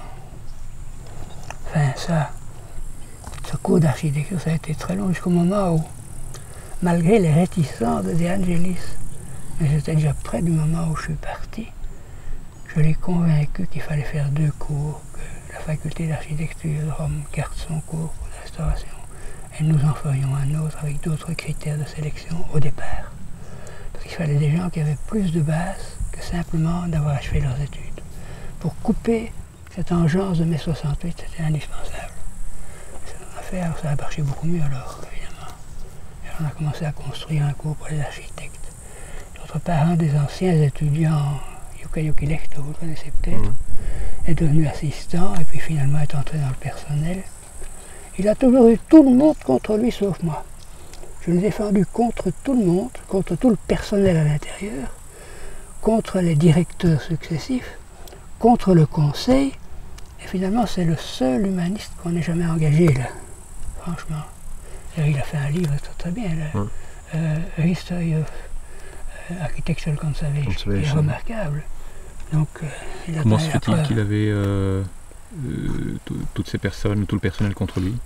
Mais c'était des querelles à l'intérieur du personnel, essentiellement. Et alors des rivalités, parce que à partir du moment où moi je suis devenu directeur, il y avait un directeur adjoint, c'était Giorgio Torraca, avec qui je me suis toujours entendu admirablement, malgré nos caractères et nos formations totalement différentes. Mais on a toujours été d'accord sur tout. On s'est toujours consulté sur chaque décision importante et on était toujours d'accord. C'était magnifique. Au point que, quand j'ai décidé que je partirais, il est la première personne à laquelle j'ai dit. Mais Giorgio est un type comme ça, la responsabilité finale, il ne la voulait pas. C'est un pur scientifique. La responsabilité finale l'aurait obligé à des décisions politiques. Et ça, il ne voulait pas. C'est comme ça que je comprends son attitude. Parce que Giorgio, c'est la science. Et quand il a des arguments, il va à fond. Mais quand il n'y a pas d'argument scientifique, ou quand lui n'en a pas, il ne bouge pas. Alors il te laisse t'empêtrer, tire ton plan, tu l'as voulu. Voilà. C'était les discussions avec les morts, c'était toujours comme ça aussi. On disait, Giorgio, mais viens, signe le livre avec nous, puisqu'on a tout discuté avec toi. Les solvants, la théorie des solvants, enfin le triangle, etc.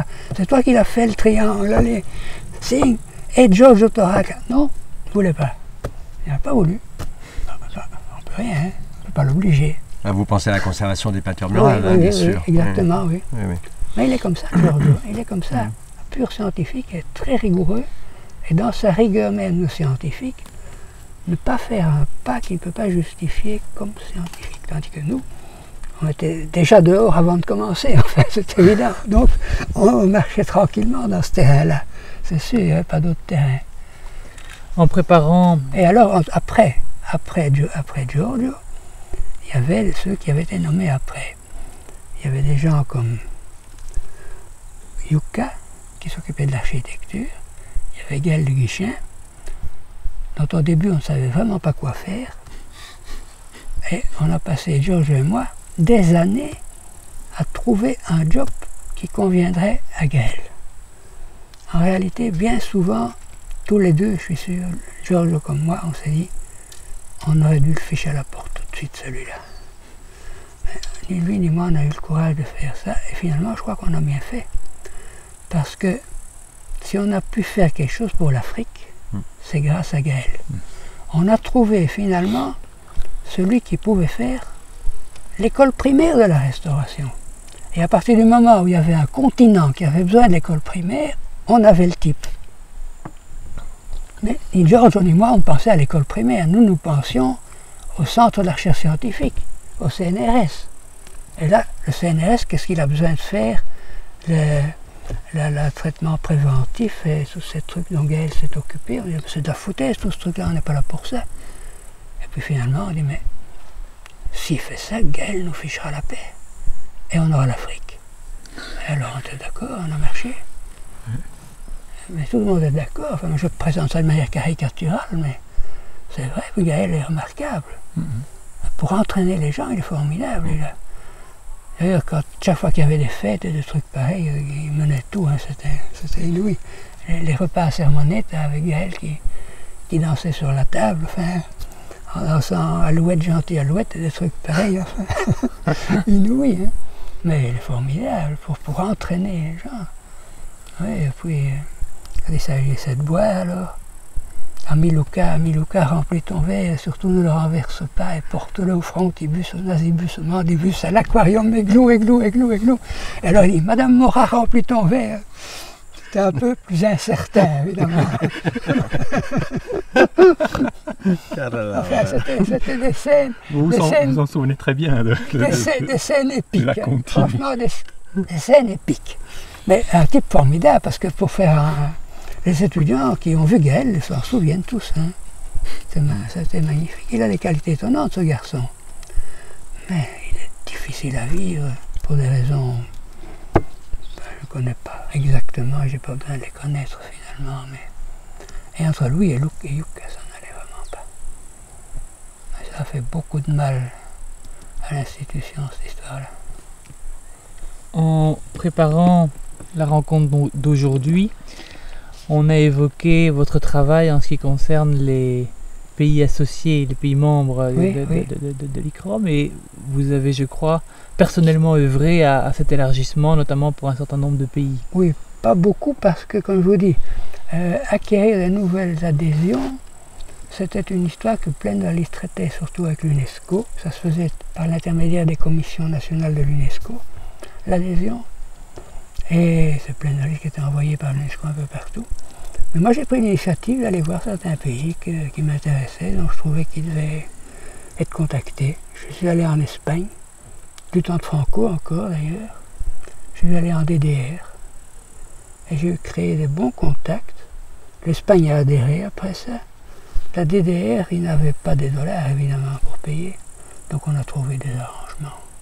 Mais ils ont envoyé des étudiants. Ils ont envoyé 2 étudiants. Un architecte et un restaurateur de peinture murale. L'architecte était un type du parti. L'autre pas. C'est pour ça qu'ils étaient 2. On s'entendait très bien avec l'architecte. Il suffisait qu'on dise Helmut von der DDR. Il était content et je dis à la santé de Helmut von der DDR. C'est parfait. Enfin, et puis finalement, j'ai encore reçu des bouquins de la DDR grâce à Helmut. Ce qu'il est devenu, je ne sais pas. Mais l'autre est devenu professeur à l'Académie de Dresde. Et j'étais invité là quand il s'est retiré, où c'est pour ses 60 ans ou quelque chose comme ça. Ils étaient très contents, encore très reconnaissants de la formation qu'ils avaient eue à Rome. Parce que pour ces gens-là, venir à Rome.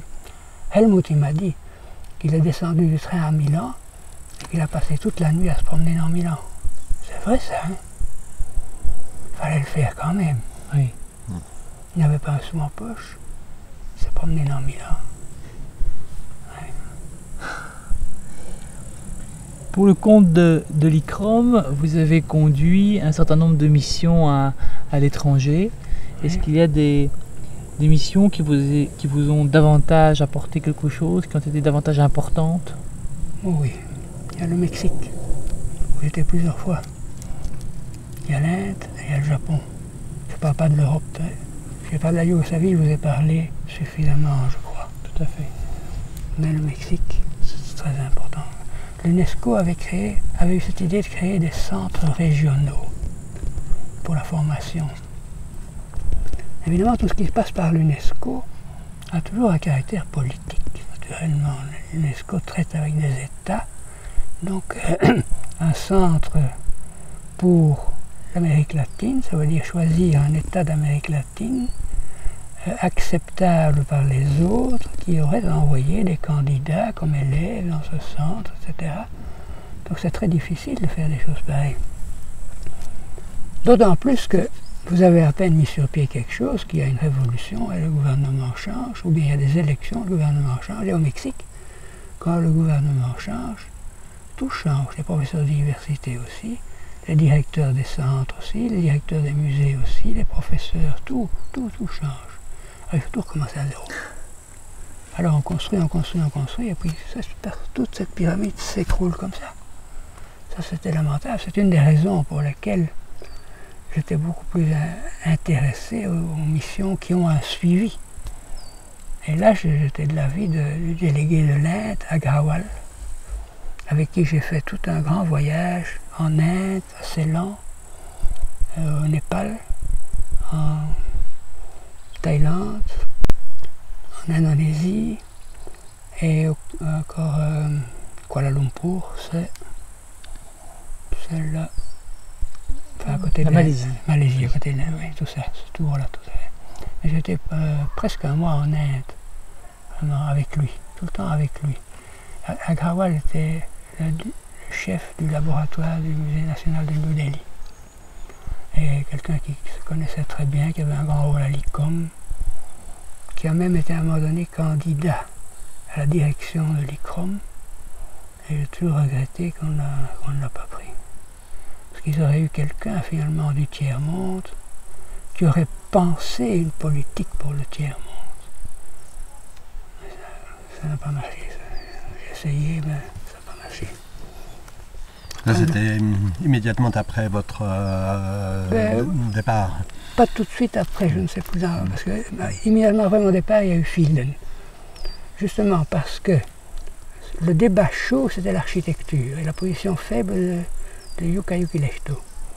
Alors je me suis dit, je veux un successeur qui est un architecte et qui va travailler avec Jukka, qui va fixer avec son autorité, va établir ça. Et Bernard Fielden, qui avait l'autorité d'avoir restauré York Minster, qui faisait des cours chez nous, je lui en ai parlé, était favorable. C'est amusant cette discussion-là d'ailleurs, parce que je lui faisais un tableau de la situation et je terminais en lui disant "That is how I see things, but I think I'm objective." Et Bernard qui me répond "I think I'm subjective, but I agree." bien anglais. Hein. Donc on était d'accord, c'est ça qu'il fallait. Et alors c'est la seule fois qu'un directeur a pu présenter, il n'a pas choisi, présenter son successeur. Après ça a été des histoires beaucoup plus compliquées. Mais tout le monde était pris de court là. Tout le monde était pris de court. Enfin.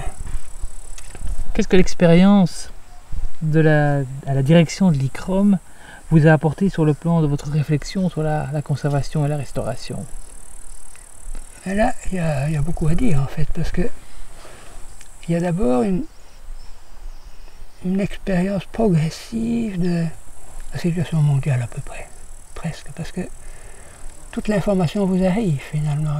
Avec les cours, il venait des gens de partout, avec les réunions auxquelles on assistait, on était informés de ce qui se passait un peu partout. L'émission qu'on faisait soi-même complétait ça. Et donc il ne fallait pas chercher très loin l'information de l'actualité. Et d'autre part, certaines personnes étaient très soucieuses de m'informer de leurs problèmes à la hauteur qui me convenait. C'était le cas par exemple pour l'Autriche avec Madame Tripp. Quand j'allais à Vienne, j'avais toujours un entretien avec Madame Tripp, qu'il me disait, avec toutes les circonlocutions viennoises, Herr Professor, etc., Frau Doctor, vous connaissez ça, voilà nos problèmes. Nous sommes confrontés à ceci, à ça, à ça. Nous pensons faire comme ça. Qu'est-ce que vous en pensez? Réfléchissez là-dessus. Pour nous, c'est un problème actuel et un grand problème. Voilà. Ça, on rentrait d'Autriche et on savait ce qui se passait en Autriche. Pour l'Allemagne, j'avais les mêmes entretiens avec Taubert, qui était un ami. Je logeais chez lui à Munich, je le voyais souvent, il était membre du conseil. Donc j'avais une médiation avec tout ce qui se passait en Allemagne, en matière d'histoire de l'art comme en matière de restauration. Tous les problèmes qu'il y avait, les polémiques qu'il y avait dans les pays à haute culture, il y a toujours des polémiques virulentes évidemment. Hein. Quand on croise le fer, c'est féroce hein, à ce moment-là. Toujours. Enfin, c'était très instructif. Pour l'Italie, on était dans le bain jusque-là, pas de doute. Et alors comme ça, petit à petit, finalement, on se fait une idée de tout le monde. Ce qui était le plus déconcertant, et c'était prévisible, c'était le Japon, évidemment. Ça, c'était très intéressant, parce que j'ai été plusieurs fois au Japon. La fois la plus longue, c'était pour assister à un stage dont j'étais un des promoteurs, à travers l'ICOM, de démonstration, de restauration et de montage d'anciens kakemonos. Donc les peintures rouleaux, pas les toutes grandes, ça c'est les makemonos, mais les kakemonos, ceux qui pensent verticalement. Et on voyait, les Japonais avaient préparé une série de démonstrations qui nous permettaient de voir en 3 semaines, en éliminant les temps de séchage, toutes les opérations qu'ils font en 1 ou 2 ans, comme ça. Parce qu'on fait une opération, puis ça sèche pendant le temps. On a vu l'un après l'autre, comme ça. On a vu comme un film qui se déroulait. En allant d'un atelier à l'autre, les pièces préparées à tel stade, c'était fantastique. Et il y avait quelques restaurateurs européens là-dedans, dont Paolo Mora. Et mon rôle était seulement de présenter les gens, de remercier les autres Japonais. Alors, chaque fois qu'on en parlait avec Paolo, on rigole encore. Il fallait commencer par enlever ses souliers, bien sûr. Donc la terreur d'avoir les trous dans les chaussettes. Alors, on avait chacun son coussin. Pour parler, il fallait être debout.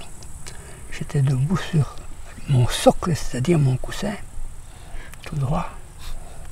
Je devais faire un discours, mais qu'est-ce qu'il fallait dire? On regarde tous ces Japonais. Il n'y a personne qui vous suggère de quoi il faut parler, absolument. Hein. Ils ont un plaisir, je suis sûr, un plaisir extraordinaire à voir comment on va se débrouiller dans ces situations-là. Ils adorent ça, parce qu'ils doivent se bidonner entre eux, c'est certain. Enfin, j'inventais des discours. Mais je demandais toujours qu'on me traduise phrase après phrase. Comme ça, j'avais beaucoup de temps pour réfléchir. Enfin, je faisais un discours, tout le monde avait l'air content. Et puis après, je faisais un autre discours pour remercier. Tout le monde avait toujours l'air content. Et puis à la fin, on dit maintenant, on a une réunion au ministère. Ah, bien. On nous a en parlé seulement à la fin. Au début, on ne savait pas. Au ministère, une énorme table de lac noir. Énorme, énormément. Comme la table sermonée, un grand bazar comme ça. On commence à s'asseoir là. Je sais d'avance que c'est moi qui vais devoir parler, évidemment. Mais qu'est-ce qui va se passer? Qui sont ces gens? Je ne sais pas. Alors qu'est-ce qu'on attend de moi? Je ne sais pas. Alors je commence un discours, des généralités, en gagnant toujours du temps comme ça, pour un peu essayer de capter quand même qu'est-ce qui se passe. Et puis il y avait notre ami Iwasaki, qui est un japonais, qui parlait très bien français, qui est venu souvent en Europe, et notamment à l'IRPA et à Rome. À un moment donné, il y avait un grand silence, et Iwasaki, avec sa petite voix, dit « Et maintenant, qu'est-ce qu'on va faire ?» Et comme il parle comme ça, les Japonais très vite, hein, comme une mitrailleuse. Hein. « Non, qu'est-ce qu'on va faire ?» Mais ça a 2 sens, qu'est-ce qu'on va faire. Vous savez, qu'est-ce qu'on va faire maintenant? Et qu'est-ce qu'ils attendent que nous allons faire, sans doute. Hein? Et alors j'ai compris qu'ils attendaient qu'après ces démonstrations, je leur annonce qu'on les chargeait, que j'étais l'UNESCO pour eux. Ce qui n'était pas vrai, évidemment. Que je leur annonce qu'on les chargeait de faire la formation des restaurateurs pour les peintures japonaises. Je savais que c'est ça qu'ils voulaient me faire dire, je ne pouvais pas le dire. C'était évident, je ne pouvais pas le dire, je ne pouvais pas dire prendre la place de l'UNESCO, dire ça. C'est finalement arrivé, bien sûr, cette histoire-là, mais j'ai fait des tas d'éloges de leur méthode, de leur capacité. J'ai dit qu'on était très heureux de tout ce qu'on avait appris, mais qu'on savait bien que c'est pas parce qu'on avait vu ces démonstrations qu'on était capable de restaurer, bien entendu. Donc, ce n'était qu'un début, que j'en parlerai à l'UNESCO, quelque chose comme ça. Et puis ça a passé. Mais j'ai passé le pire moment de ma vie. J'ai connu pas mal de situations de ce genre, mais ça a été le pire moment que j'ai connu, vraiment. Ils étaient bien 10 là-devant, tous ces Japonais du ministère. C'était bien 10. On a un chien, quelle histoire. Monsieur Philippot, pour clôturer ce panorama de l'ICROM, quel regard portez-vous aujourd'hui sur l'évolution actuelle de cette institution?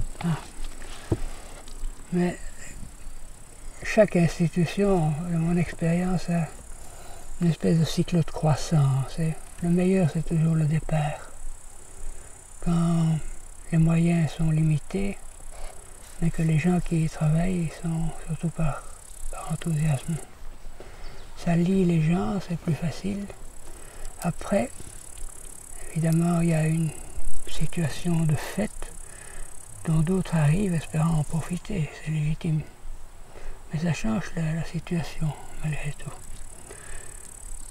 À l'ICROM, il est arrivé aussi que moi j'ai travaillé dans des circonstances financièrement extrêmement favorables, parce que les contributions des pays membres étaient payées en dollars, et les dépenses étaient surtout des lires, et le change était très favorable. De sorte que quand je dépensais tout mon budget, il me restait grâce au change une réserve non négligeable. Donc je pouvais tranquillement. Par la suite, il a fallu sérieusement compter sur la réserve à constituer. Les changes ont changé, les problèmes financiers sont devenus plus importants. D'autre part, ils ont fait une réforme dont les débuts ont coïncidé avec mon départ et ont contribué à renforcer ma conviction de partir d'ailleurs. Ils ont procédé à ce qui est si à la mode aujourd'hui, un audit. Ça suppose toujours qu'on se méfie de quelque chose. Je me suis dit qu'on se méfiait de moi, bien entendu, quoi qu'on aurait pu se méfier sinon.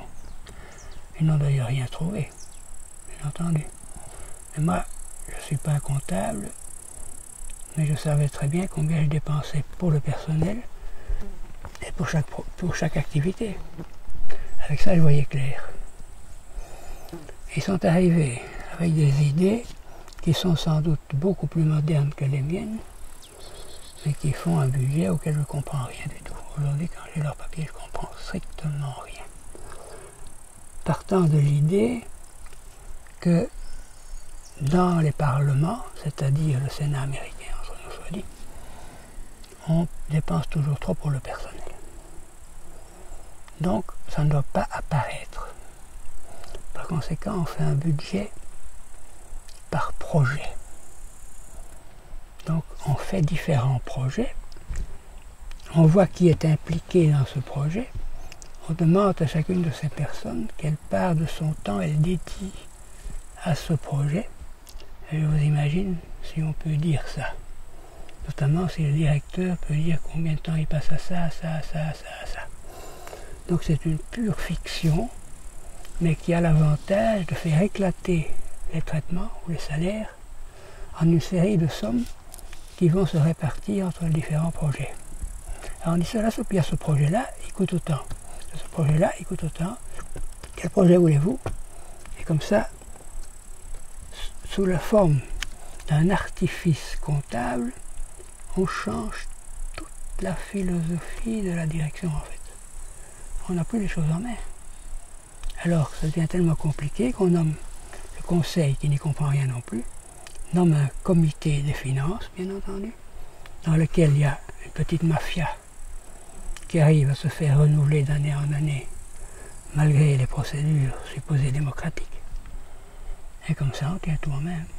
Très facile.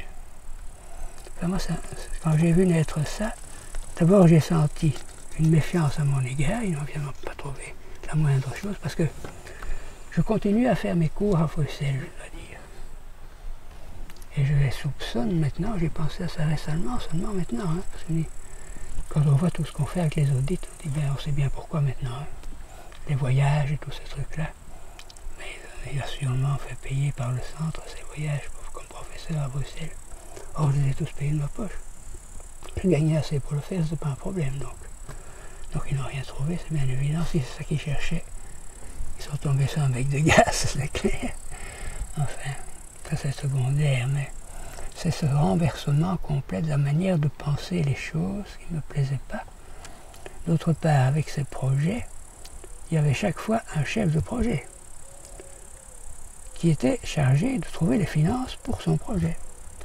Donc, c'est quelques rares scientifiques du personnel, je dirais, comme Gaël, comme Jukka Joki-Lehto, et finalement il n'y avait que deux, et le directeur lui-même, devenaient des gens qui devaient faire du fundraising, évidemment. Ils passaient tout leur temps à ça. Et quand je pense que moi-même, à la fin des années où j'étais directeur, je m'en voulais de devoir prendre des décisions à partir d'un fonds de lecture qui était en retard de 10 ans, à mon avis. Depuis 10 ans, je n'ai plus rien lu.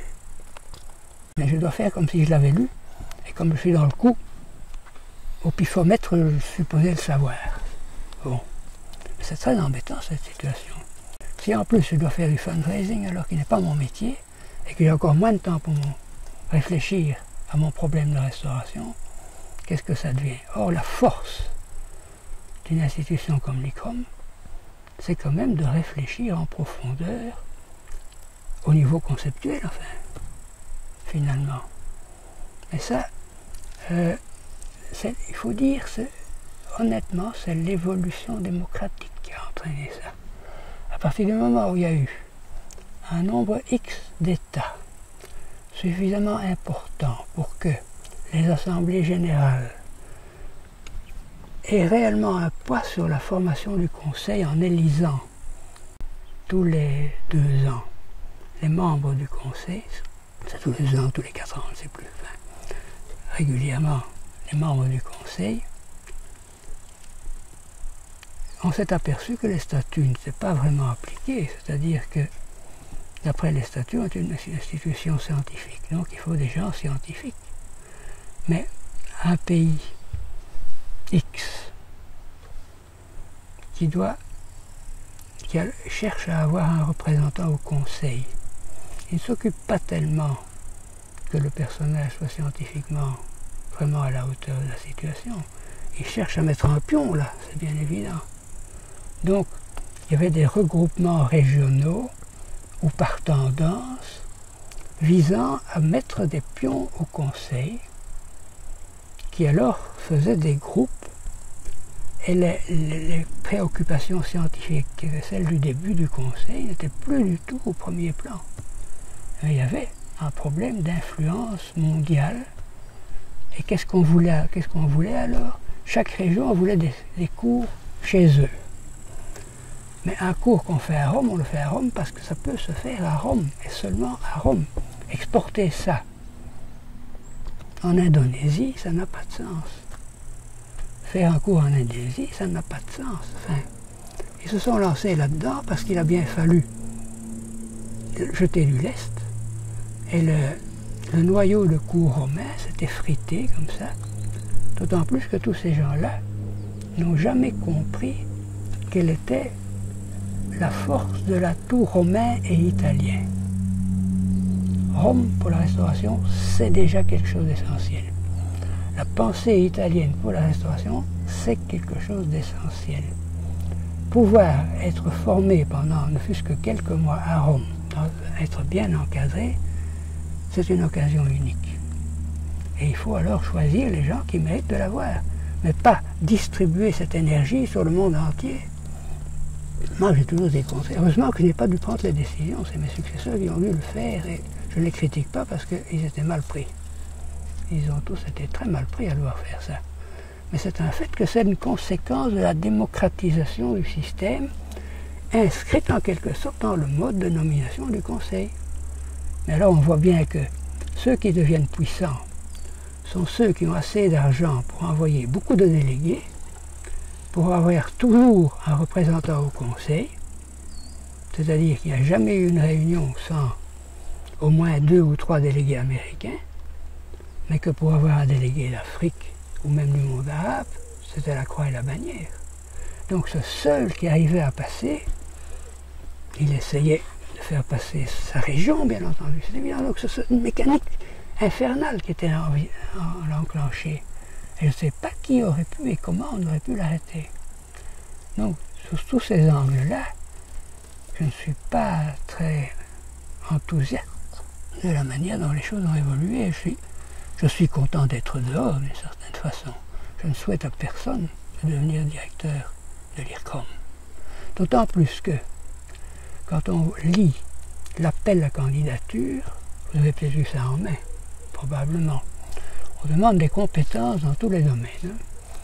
Il faut être scientifique dans un domaine, spécialiste de quelque chose, avoir une grande expérience, avoir une expérience administrative, avoir une capacité diplomatique presque, je dirais.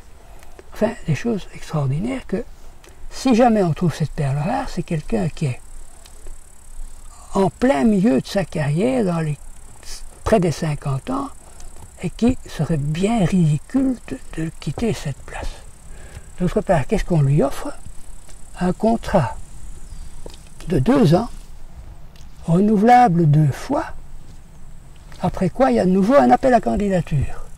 Donc au maximum 6 ans, presque assurés. 2 sûrement. Peut-être 6, si on s'entend avec le Conseil. Pas plus.